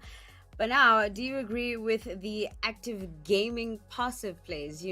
With Vina, they sort of, they were kind of aggressive because the fact that they did a lot of third partying, but active gaming did a lot of passive plays. So do you agree with their strategy, DK? I mean, it's a win-win situation, right? So Vena Mori, they were able to get themselves situated up in towards the zone. They did pay a little bit of a price, not acting and not really doing their due diligence all the way around. Yes, they were awarded with the winner chicken dinner, but still they could have locked it in a little bit more securely, right? Really showing a little bit more awareness, especially looking at the numbers advantage they had moving in, right? If it wasn't for that performance coming through from Waste, they could actually have been able to find a few more eliminations along the way. So definitely something to look at. But, again, this is where, especially on a map like Sanox, aggression is your friend. Yeah.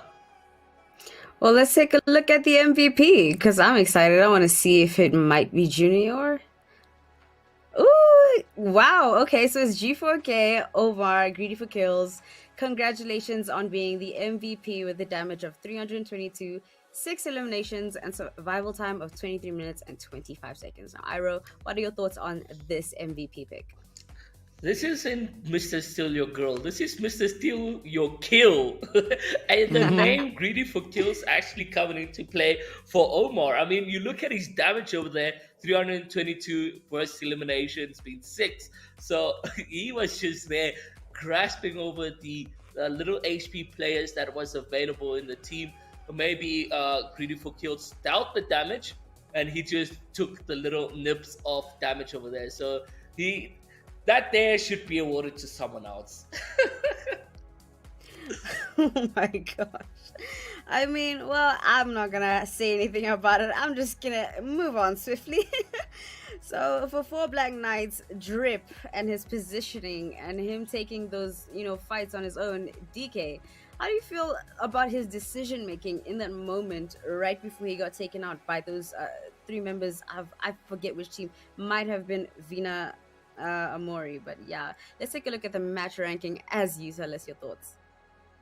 I mean, like again, it comes down to just utilizing the opportunities that get presented to you. It's difficult to play in those last zones, especially on Sandhawk. There's so many bushes and rocks and trees and grass, and I mean, pick a thing, it's probably there, right? So there's so many factors to try and play around. So you can't really fault someone for playing that final zone the way it kind of went. But we also can't fault the teams for putting in their efforts. We cannot. I mean, they tried their best, but here are the match rankings. We have, of course, in first place is Greedy for Kills with a total point of 23, place points 12, eliminations 11. Vina Moore is second place with 15 points, place points, eliminations of 6, and total points of 21. Mr. Psycho, place points 10, eliminations 2, total points 12. Now, Iro, these top three are obviously, the ones doing the most, even though 3, 4, and 5 do have the same amount of total points, but it looks a bit different with eliminations and place points. How do you feel about these top, let me say these top 5 teams? Well, you saw 4 Somalian boys go to the end. They are staying consistent over there, which is great. And then you're looking at the likes of Greedy for Kills picking up so many eliminations that they've now even topped the Sandhawk match 2. So it's been good. The other teams, I didn't get to see too much from them, especially when you look at their kill points, looking at 3, 4, etc. So they definitely banked in on placement points right over there. And it comes to where we beg to differ to say, get those eliminations. It definitely helps you in the long run. It definitely does, especially now us looking at, the bottom 4 teams. But let's go down the list. We have iMega Esports with a total of 4 points, 3 eliminations, 1 place point. Active Gaming with 4 total points, 3 eliminations. Pretty much the same, for most of the teams. But then, the bottom 3, YT Excelsior, ATL Magicians, out for you. Unfortunately, they were unable to get any kills or really any total points. So, that's unfortunate for them. But we have the overall ranking here. Greedy for Kills in the lead. The Nightmare Esports second. And Full Somalian Boys third. The total points don't look too far off. DK, how do you feel about, how close they are to each other? It's still quite contentious, especially on this first page, right? And that is kind of the norm that we see coming through from the teams. But essentially, the teams that know with regards to their positioning on the greater standings, right? The standings that will determine which teams will be making it through to promotion relegation. Those teams really need to focus their efforts and they need to ensure that they finish as strongly as they can possibly manage. I mean, looking at ATL Magicians, of course, for instance, right? We know last week they were able to secure themselves 48 points in total on the overall leaderboard. This time around, they're sitting on half those points, 2 games deep already. So there's already been a substantial change coming in with their performance if we compare that to last week. But it doesn't say much about them, right? They've already been showing a great bit of potential coming through, and all they can do is just look to capitalize on that even more so. I mean, Nightmare Esports, they're really being a problem, especially for the 4 Somalian boys as well as for Greedy for Kills, right? They're sitting up in second place with a winner chicken dinner locked in, and they've been showing a really good balance with regards to securing placement as well as those eliminations, going hand in hand pretty much here for them. Well, I mean, if a team like Active Gaming can't,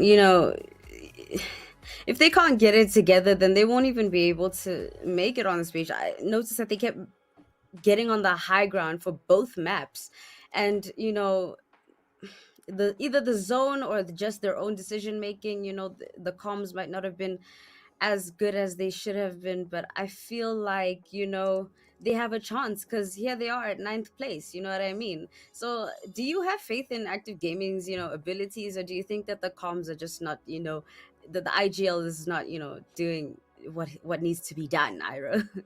It's not even just the IGL. It comes down to the fraggers as well, not being aggressive, etc. We look at game one, having some sort of height position. Game two as well. Now Miramar is all about height, all about mountains, all about terrain. So if they apply the same strategy, I think now it actually finally would work out for Active, where they could use the snipers, etc., or long-range weapons in those heighted areas. So let's see. Maybe game three is where they revise, or maybe they've already had the conversation of, guys, why aren't we shooting? Why aren't we engaging in combat? We not playing to the best that we can. So game three is really going to be, can we now push onto that first page? Well, what is the mindset that you think that they should, go into map 3 with, DK? I don't think it's as much mindset as it is focus, right? The teams need to focus on what they are here to accomplish, and they need to try and maintain that as best they can, participating in these games and moving through the match itself, right? And we've said this many times, this is as much a mental game as it is a physical game, right? The players actually having to navigate through the game, they need to keep their minds in the fight as well. And that is challenging. It's difficult because life happens. And as we said before, we're all human, right? There's many things that go wrong along the way, and also many times things that go right. So you just got to find that balance into kind of tipping the scale so that there's more things that go right in comparison to the things that go wrong. But if there is something that could possibly go wrong, have a good alternative way to kind of rectify that, have a good fix that works well, not only for you, but for the team as a collective, right? And this is the kind of mentality or the kind of approach that I'd like to see from teams coming in, is like, keep on working at something if it's not working, right? You got to find that thing that just makes it go click. And once it go clicks, that is when we see teams really start to flourish and they really step out into their true form and show us what they can really bring and how much action they can surprise us with out on the battlefield. Well, we'll have faith in all the teams. I mean, we have to because, hey, like if they don't give us, if they don't show up, it's not even about us at this point. If they don't show up, then they're not gonna make it to the top 8 and make it to Umzansi. So they really need to step it up and really focus on what needs to be done. Now, Iro, I remember you expressing a bit of disappointment towards Omega when they had the advantage, but they made an error in communication or in judgment. So what are your thoughts on the decisions that they made in that fight? Because it went from them farming, like, I think was it like half of 2 teams to them getting, I think, third partied, and then everything went up from there. So what are your thoughts on the decisions they made that time? Yeah, Mega should have honestly cleaned up a lot more quicker. They did have 2 of the players down in that position, and they could have honestly pushed as a team to that single building, but they lose a 3rd player, and then you're like, but how is that physically possible?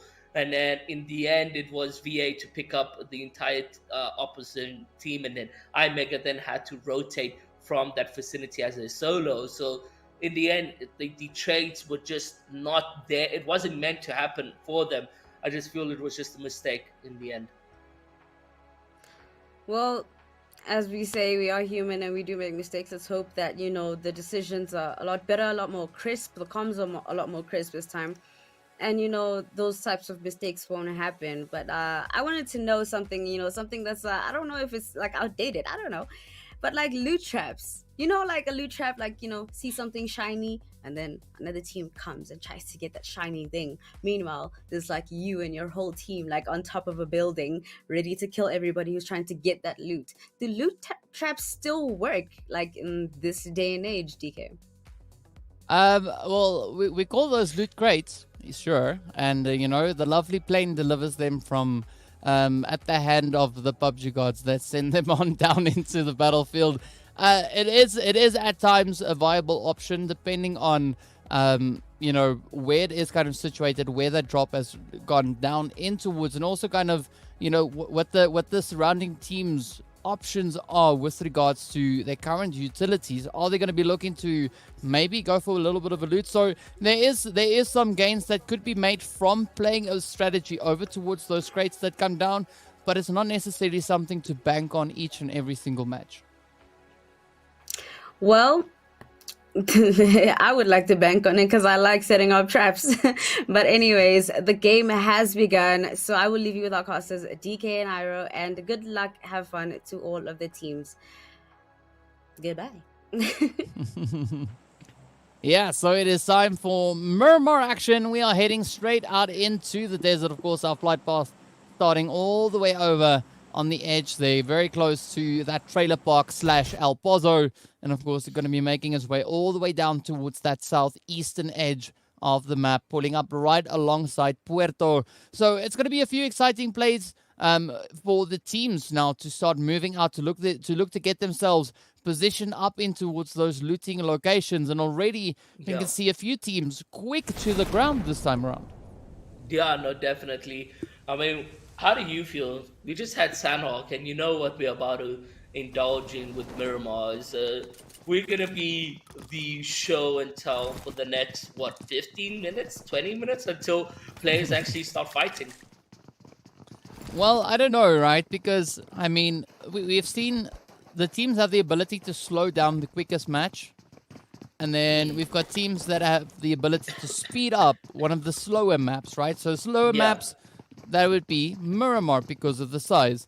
But the teams, from what we've been seeing so far today, I don't think we're going to be waiting too long for any engagements to really start happening. Already we can see the Magicians in a bit of a setup over in towards that Ladrillera position there, as well as they now trying to get themselves situated further down south. Also, nice bit of congestion up in towards Los Leones. It feels like I'm doing the weather, but as we can see, we have a little bit of those engagements now coming through over on towards the western side, with the engagement breaking out between the players there from the 4 Somalian boys and the ATL Magician. So I'm liking the proactiveness, but of course I'm not expecting too much of continuation to come through on that, as neither of these teams have really had the opportunity to get much loot situated just yet. Exactly, and then you look at power. You look at how the players are rotating right now, and it's almost in the same direction in a way. So Glixie and them, who have already been set up in that split drop, means that MGC Power and his colleagues may potentially be in for a treat. I'm looking forward to seeing how that could be played out. Yeah, there's a lot to look forward to.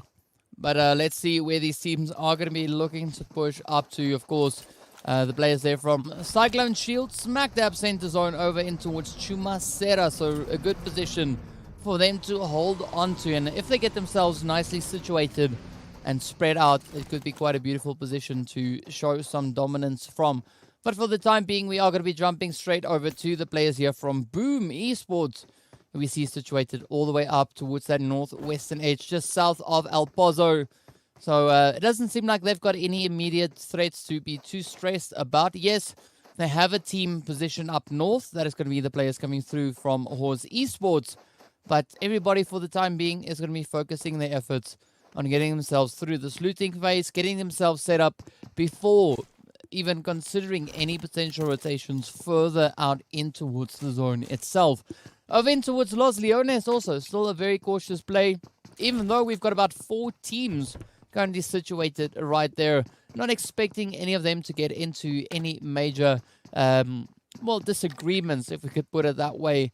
But I'm curious to see what could be happening as those rotations now start making their way further in towards the zone, and whether or not we're going to have any teams potentially challenging the players there from Cyclone Shield for that very centered zone position. Yeah, I mean, when it comes down to the center zone in Miramar, I don't know if that is the play, especially with the fact that a lot of players will opt in for having their vehicles to the very last moment possible. So being center is always going to be quite tricky. You will have the advantage that you're there early and you can set up base and, make sure that your formation is correct, etc. And you can target players who are starting to rotate in and so forth. But Miramar is, I don't know, I feel like it's more different. Different in which way? Different in the fact that it's a slow pace game with players who opt in to rotate with vehicles end game. and the fact that long-range snipers are going to be utilized more so in Miramar. So really, when you're centered, you have more eyes on you, if that makes sense. So it's not just you having the advantage over everyone else, it's everyone else knowing that you're there, and you can't really take advantage of that. Yeah, but I think that's where what Pez said comes into play somewhat, right? Not necessarily a loot trap, but definitely a position trap, right? So if you are positioned center zone, be sure that it's quite difficult to get spotted out, right? Like Boom Sham here is now experiencing, not that they're center zone, but of course they've been spotted out in that engagement. And, you know, if you play that center zone, you want to try and stay as invisible as you can possibly manage, right? So you can capitalize on that element of surprise should there be teams that come rushing in. But that also then means that you need to be set up in such a way that you can defend that position, because it's going to be quite pointless should you be inviting to other teams to come visit you, but then you can't do anything once they get there. No, but then it comes to the question. You centered zone, you're in a position where you don't want to be active. What happens to points now? You're banking on the fact that you can potentially get all the way into endgame just based on being center zone. Do you understand what I'm saying? Points becomes a huge problem. Rebel right now, just outside the vehicle, managing to take down the players from Boom Esports. And unfortunately, it doesn't look like they actually had a fantastic start here to Miramar, where Captain and Boom Sham were really quite active with Sandhawk over there. But it does look like Hawes is definitely taking the full ride over Boom right now. Yeah, I mean, that was pretty much Rebel rushing up saying, boom, baby, you know, picking up that elimination quite beautifully. But now it is up to Life and Captain to show us what life they have left in them, whether or not they can actually sustain an engagement. And also, they need to consider that blue zone that is closing on through. Of course, Rebel showing us how not to travel over the terrain, and in fact, takes a few pit stops, unintended pit stops along the way. But it works out at the end of the day, right? They still have a decent amount of hard cover. Klaus, we can't say the same for us. They've pretty much been spotted. A little bit of that bait and switch coming through now, as we can see the opportunity for Rebel now to try and move in behind them. And a very interesting strategy being utilized here by the players from Horse. But of course, they still need to try and show us whether or not they can actually capitalize on the position. Yes, they've got the numbers advantage, but now it's going to be a little bit of that shock and awe approach. And unfortunately, the heads connect on up, though. They were just a lucky time, but Rebel needs to hide. Instead, he puts himself out there in the open, and he literally fed that confirmation down to Boom. And now Horse Esports is left with 3 individuals over there. But he should have just hid for a little bit of cover. I don't know why he decided to get in line of sight over there. Yeah, well, El Chapo, like, just missing that heel up there by the hair of his teeth. I mean, that was so close. They're going to try it once again. Maybe this time around it could work. But they need to be cautious now, because as you can see, we got the players there from Vena Amori also starting to rotate up alongside them. So, they need to practice a little bit of caution. But, of course, who's not going to be practicing caution too much, though? It's going to be Omar here from Greedy for Kills. The rest of the team, they've started to make their rotation heading further towards the zone. But it seems like a little bit of reinforcements now heading over on towards Omar as they find themselves alongside the players from Mr. Psycho. But also, it's only 2, right? A beautiful 2-2 split coming through, as we can see Master and Waste positioned up ahead.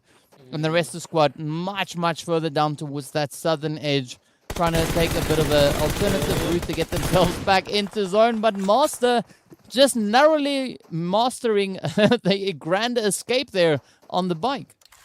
Literally, but now it's all down to Waste, who literally clutched up a 3rd place position and 2 eliminations in the previous match. You have those clutch players sort of losing to the end stick this time around in Miramar. So let's see exactly what happens. But Greedy for Kills doesn't look too greedy this time around. But Waste obviously looking to have this little bit of cover. And I thought Greedy was not too greedy, but it does look like they actually know of the location right here for Waste. They surrounded him. At this point, you start dropping your weapons and you kneel down, begging for your life. But that doesn't even seem the case for Greedy. For kills, they want that kill, and they literally swarm him up and bully him in that position. Yeah, I mean, Greedy for Kills, they've not had their full just yet, right? They're just going to gobble up whoever they can find along the way. So far, a really successful run, at least finding that first elimination for them. So a good start to their Miramar tail, if we could put it that way. But again, now it comes down to whether or not they'll be able to find a good position to rotate up in towards. Looking at the eastern side of zone, it seems to be a relatively smooth sailing play to make. Of course, Mr. Drip there showing us how not to get yourself situated in a position, instead getting themselves flung out of a vehicle and getting knocked right on down. But the team's taking a little bit more of a cautious approach this time around, right? Not super aggressive with regards to rotating in towards the zone.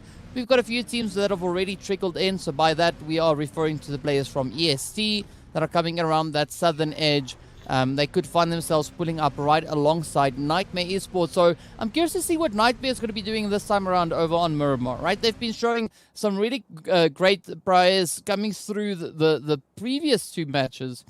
But I want to see a little bit more being brought into Miramar once again, just for them to solidify their position overall even more so. Yeah, no, definitely. But it's so tough going into the very last game, knowing that you haven't had the best of start to the evening. To change things now like magic, it's going to be quite near impossible. Where you have the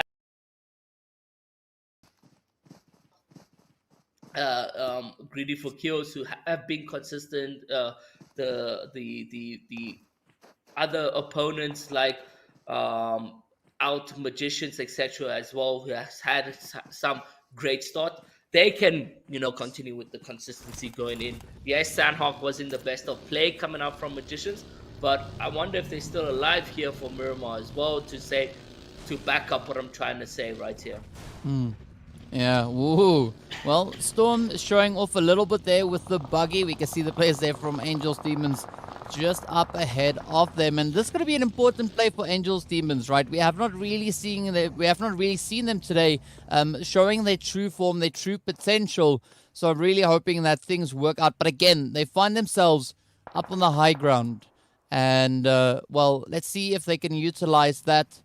A few teams scattered around them. As we can see on the map currently, it is going to be the players here from EST pushing in from this more southern edge. We've got the players from Greedy for Kills situated north of them. And then coming in from the edge is going to be the players there from Nightmare. So it is going to be quite a contentious position for Angels Demons to try and hold on to. But of course, Greedy now going to try and reach on through as they now take their swing at both teams situated in front of them. The players here from Umzansi Esports still have a little bit of ground to cover to get themselves into the security of the zone. But Romeo quickly patching up that wound before turning their attention on towards Rival Boy. You can see now just quickly trying to find a good hiding position to call home, at least for the time being, while they wait for the reinforcements now, or the cavalry, to join them in this engagement. And previous VIP is going in there, guns blazing. Omar right over here, he's got everything set up. Rivalry now looking quite tough. He's found himself on a good position though. And you can see Omar. Oh my! Oh. Peak of shot. He manages to connect. He manages to get that player down, but just how exactly he did that is amazing. Yeah, I mean, the awareness being shown right there, that was absolutely beautiful to see. But now, this could be a turning point for Greedy for Kills. This could actually mean them rushing and cleaning out the players here from Nightmares. We can see Judy now also getting picked up there by the nade coming through from Romeo. The final rush as Greedy for Kills now starts to encircle. Let's see, will NATO be able to get out of this one? Minato goes down, and that is the end of the road. Beautiful play. And Greedy for Kills now already sitting on 5 eliminations to their name. But look at Roach trying to reach all the way across now with a little bit of that third-party action. Yep, and they can honestly start to deal this damage from a range. And that's what I was talking about, Miramar. When you're in the center of attention, like Greedy for Kills is currently being in. You get those long range scopes and you get in on the third party action. But right now, doesn't look like he's able to do much. Trying to line up the shots, connects one bullet. It's quite a skill needed to shoot at long range.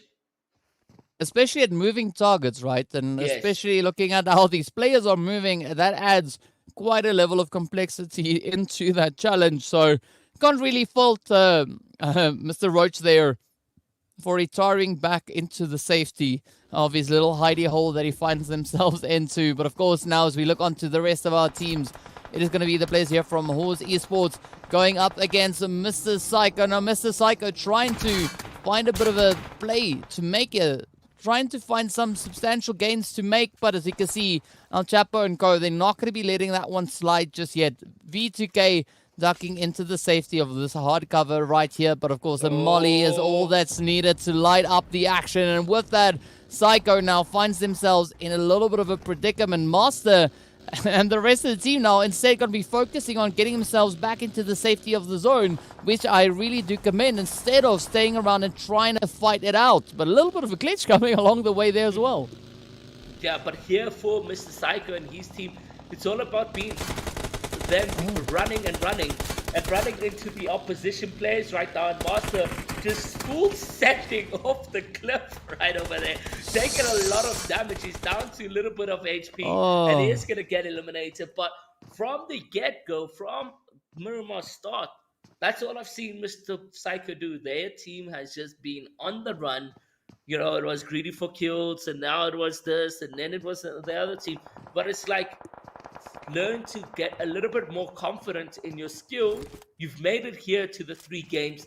You can honestly continue with such great plays going into the 3 games. So I just feel like it's a little bit of a confidence boost that team is needing, because they were just running.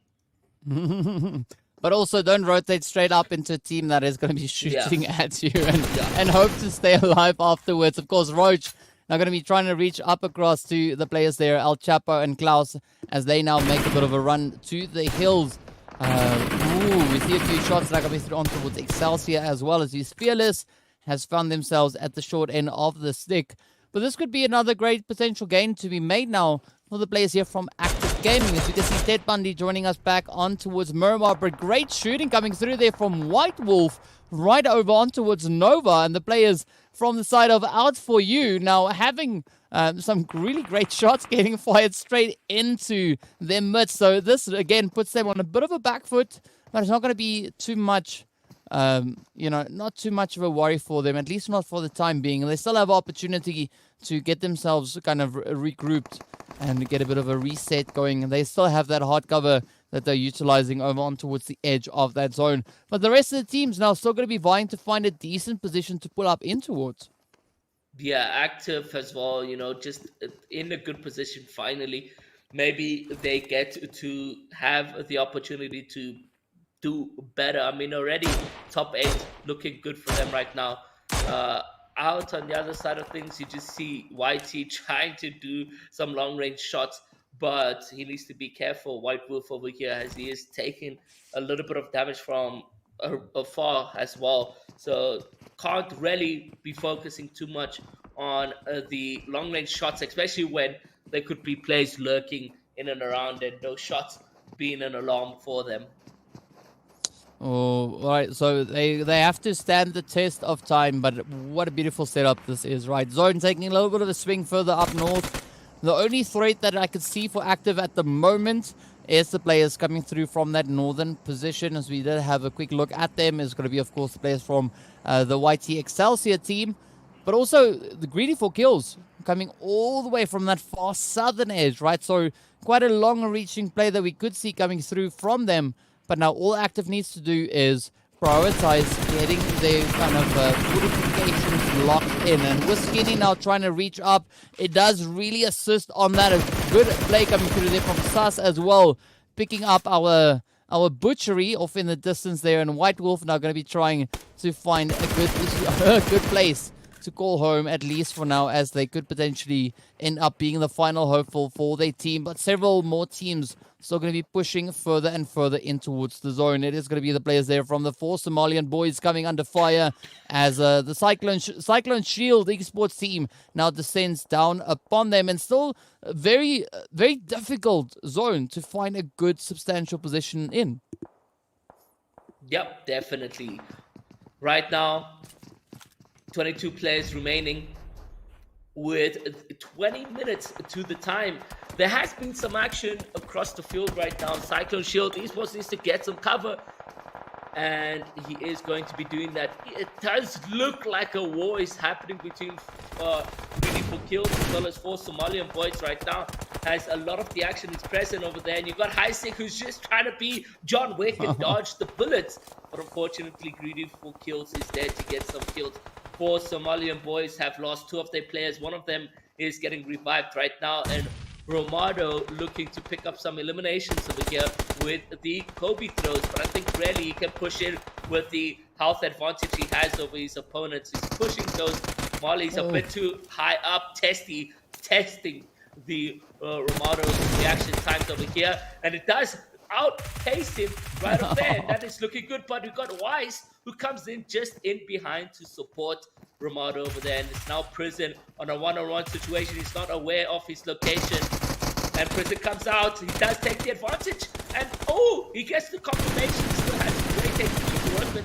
Omar goes down, and now we're gonna see the 1v3 piece. No, just in things. Unfortunately, the 1v3 piece doesn't come into action, but 4 Somalian boys really handled that one so well. Well, Rauf just clutching it out there for Greedy for Kills. Absolutely phenomenal turn of events coming through for them.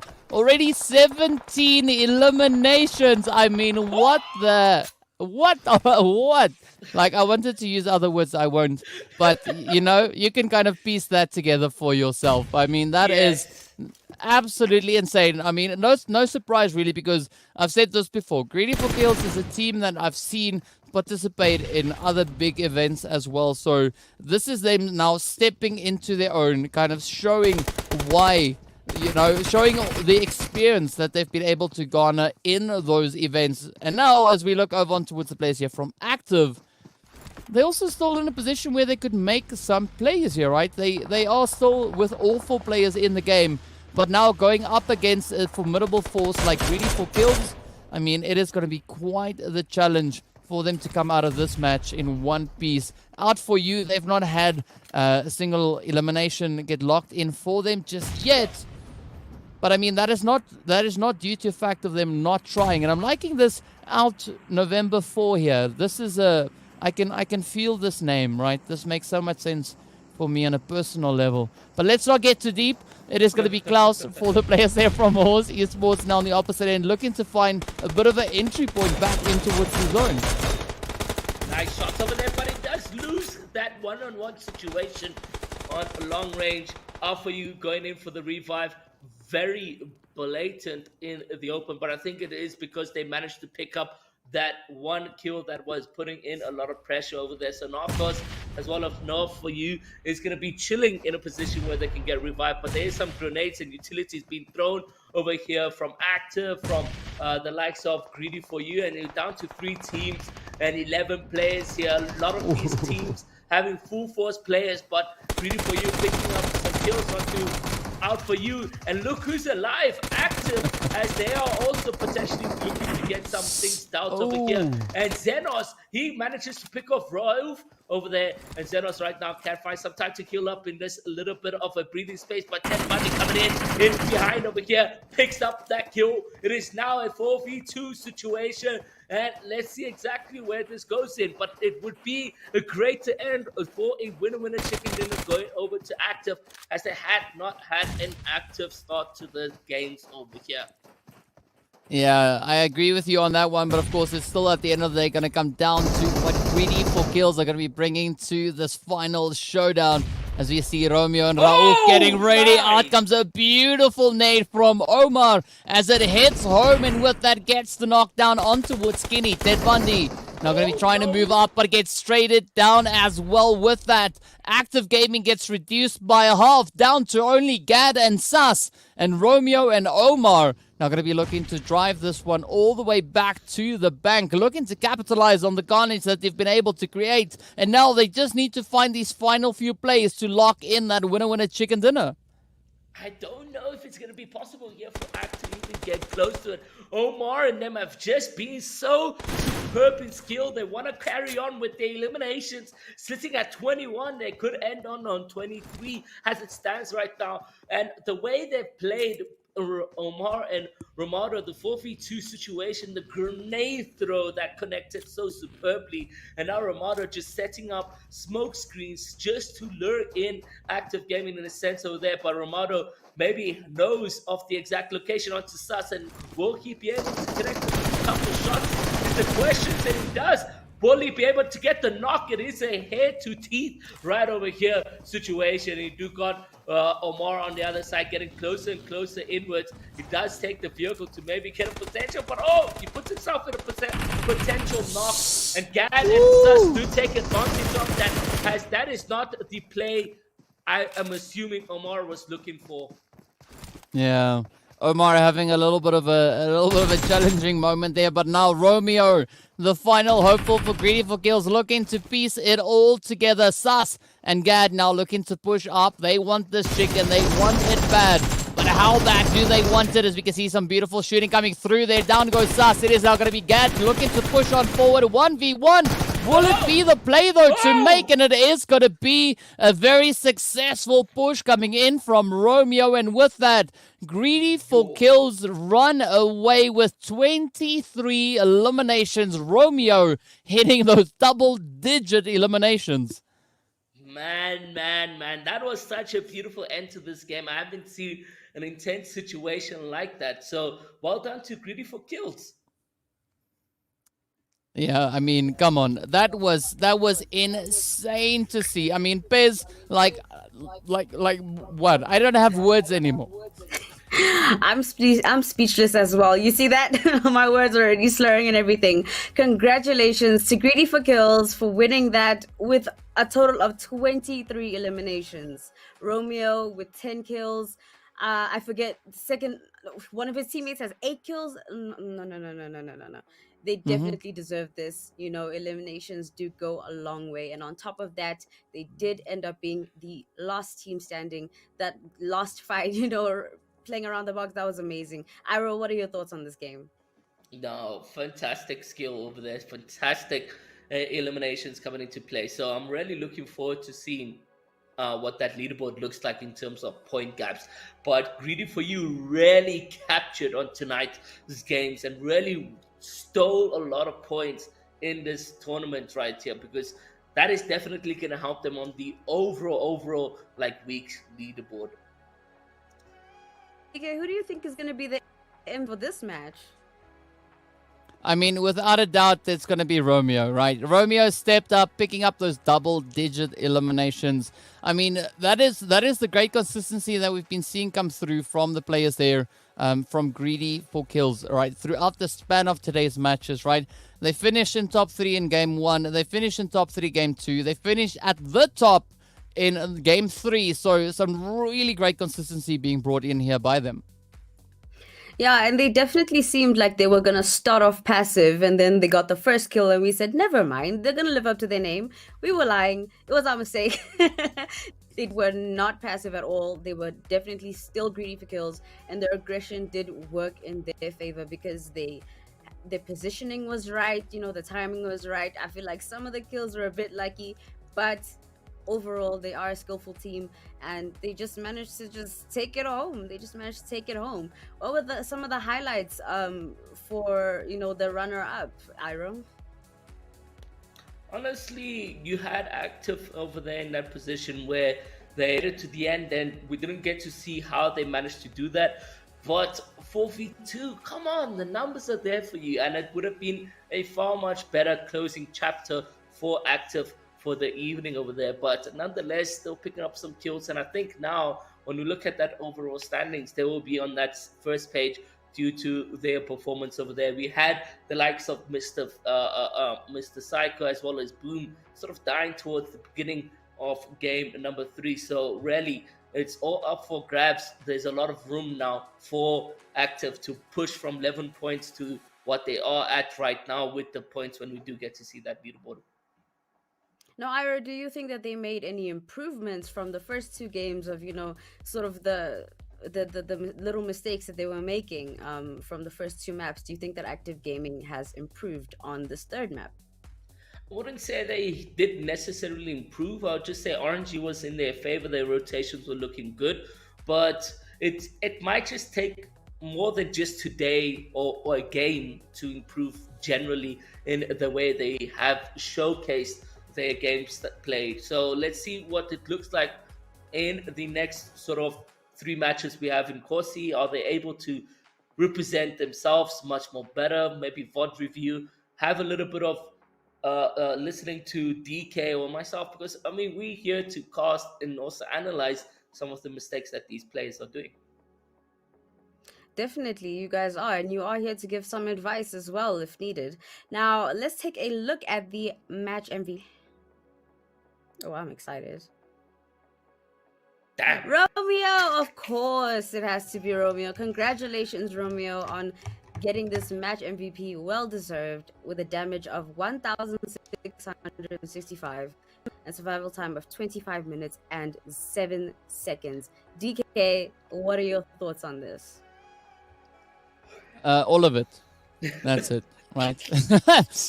that's what Romeo and the rest of the team from Greedy for Kills did. Right. They stepped up. They just went for all of it. I mean, an absolute insane amount of damage being dealt by Romeo as an individual. That kind of puts the performance at the same level of some of the teams we saw participating in this match, right? So some really, really formidable points being brought in here. And Greedy for Kills just staying true to their name, just showing why they deserve to be here and potentially be in contention to make it through into that promotion relegation side. I definitely hope they do make it. And, G4K versus the 4 Somalian boys, I know we all saw that fight. And honestly, G4K was stepping it up, and they had each other's backs during that fight, getting all the trades and everything like that. So that the decision about the communication, the synergy, do you think that it was all there? No, they definitely brought no luck at all. Definitely skill, talent, and the communication between the teams. The way they handled themselves from game 1, like you mentioned, DK saying, top 3 game 1, top 3 game 2, first game 3.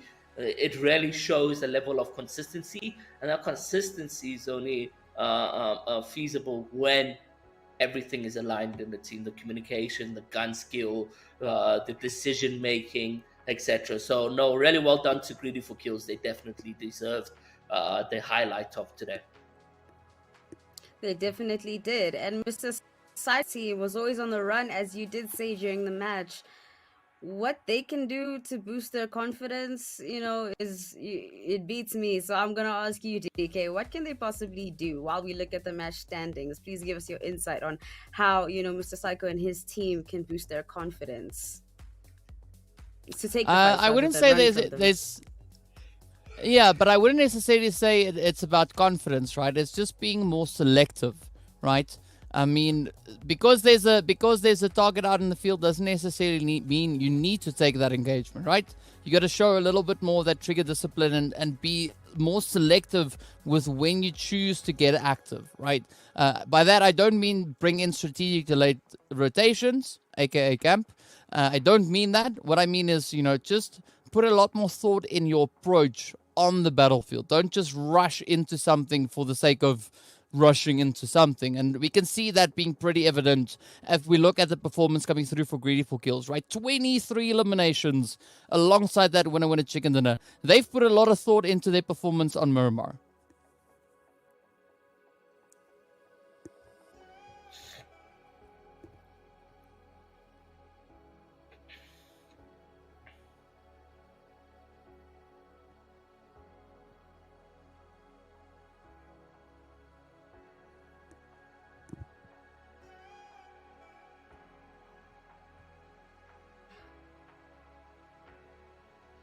And while we do that, you just look at Vina Omores, who had, consistent game as well previously, and then now only 4 placement points, 0 eliminations, out for you, 2 kills, going all the way to the end, not really balancing that. But I mean, all the kills went to one single team. When you look at the second page, 0 0 0 0 0 1, and then the rest of the other guys, 0. Nightmare Esports started with an absolute bang. At game number 2, they were also there. And then game 3, what happened? I have no idea. It did seem like Angels and Demons did have some sort of like upper hand because they did have the higher ground at some point. So I don't know how they didn't get any kills. I have no idea what happened. All I know is I know. what happened. Greedy for kills, right? They converted all the other teams to binary, as we can see there. That's what we got going on there. 1s and 0s. That's it, right? They were like, you know what? This is something we haven't done yet. Let's convert everybody to binary because we can, right? I mean, it's no surprise to see the rest of the leaderboard look the way it does because, as you said, Aero, right? Greedy for kills, they were literally greedy for every single elimination out on that battlefield. They stepped up, they claimed the majority of that, and we can see that being pretty evident if we look at the points coming in right here for the overall rankings. These overall Literally, rankings. I mean, look at it. Greedy for kills. They why don't we split the team into 2, 4 players, 2, right? Because even if you split their points in half, they still remain first. Oh my gosh. Not the dragging of the other teams. But Wow. genuinely, they have 76 points, and that's a giant gap. 35 to 76, that's a giant gap, and I do believe that they will make it to promotion relegation. They did amazing. I'm speechless. I have nothing else to say. DK, you go ahead and you talk. I mean, well, it's been a great showing coming through for Greedy for Kills, but we also got to point out the efforts being brought in by Horse Esports, right? Yeah. So they've been able to at least show a great amount of aggression with those 22 eliminations. And, you know, the placement points, it's not bad, but it could be a little bit better. But at least I'm pretty sure that they are fully aware of this, right? And also, then the players then from Nightmare Esports. Yes, the last match wasn't the craziest match they've had, but they've also been able to show really great consistency. 17 placement points, 17 eliminations, a chicken dinner to walk away with that as well. So, you know, there's some really great things being utilized and shown by the teams that we see, especially sitting in our top 5. Right? Vena, Mori, yes, they came close. They've been really, really consistent with regards to placement points, but they now realize that they need to focus some of the attention onto bringing those eliminations, because placement points alone is not going to be enough for a team to secure themselves a strong position on the overall rankings. You're definitely correct, and I just think these teams should adjust to their situation, because yes, placement points aren't enough, but neither are eliminations. Because, for example, out for you, like they only had 3 eliminations and they're on the first page. The placement points is what got them to number 8.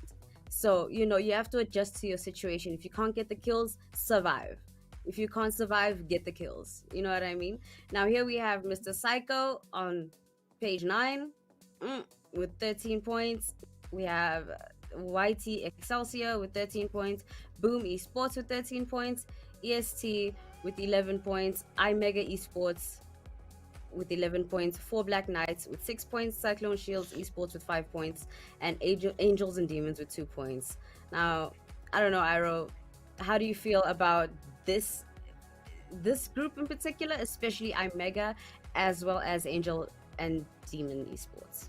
I mean, you look at them, it felt like they were there. We saw a lot of them in the tournament, but then the overall standings is just like, what happened? Now, iMega per se, they handled themselves well when it was under pressure. You know, they got the 4 kills in game number 1 off spawn very easily when they were ambushed over there.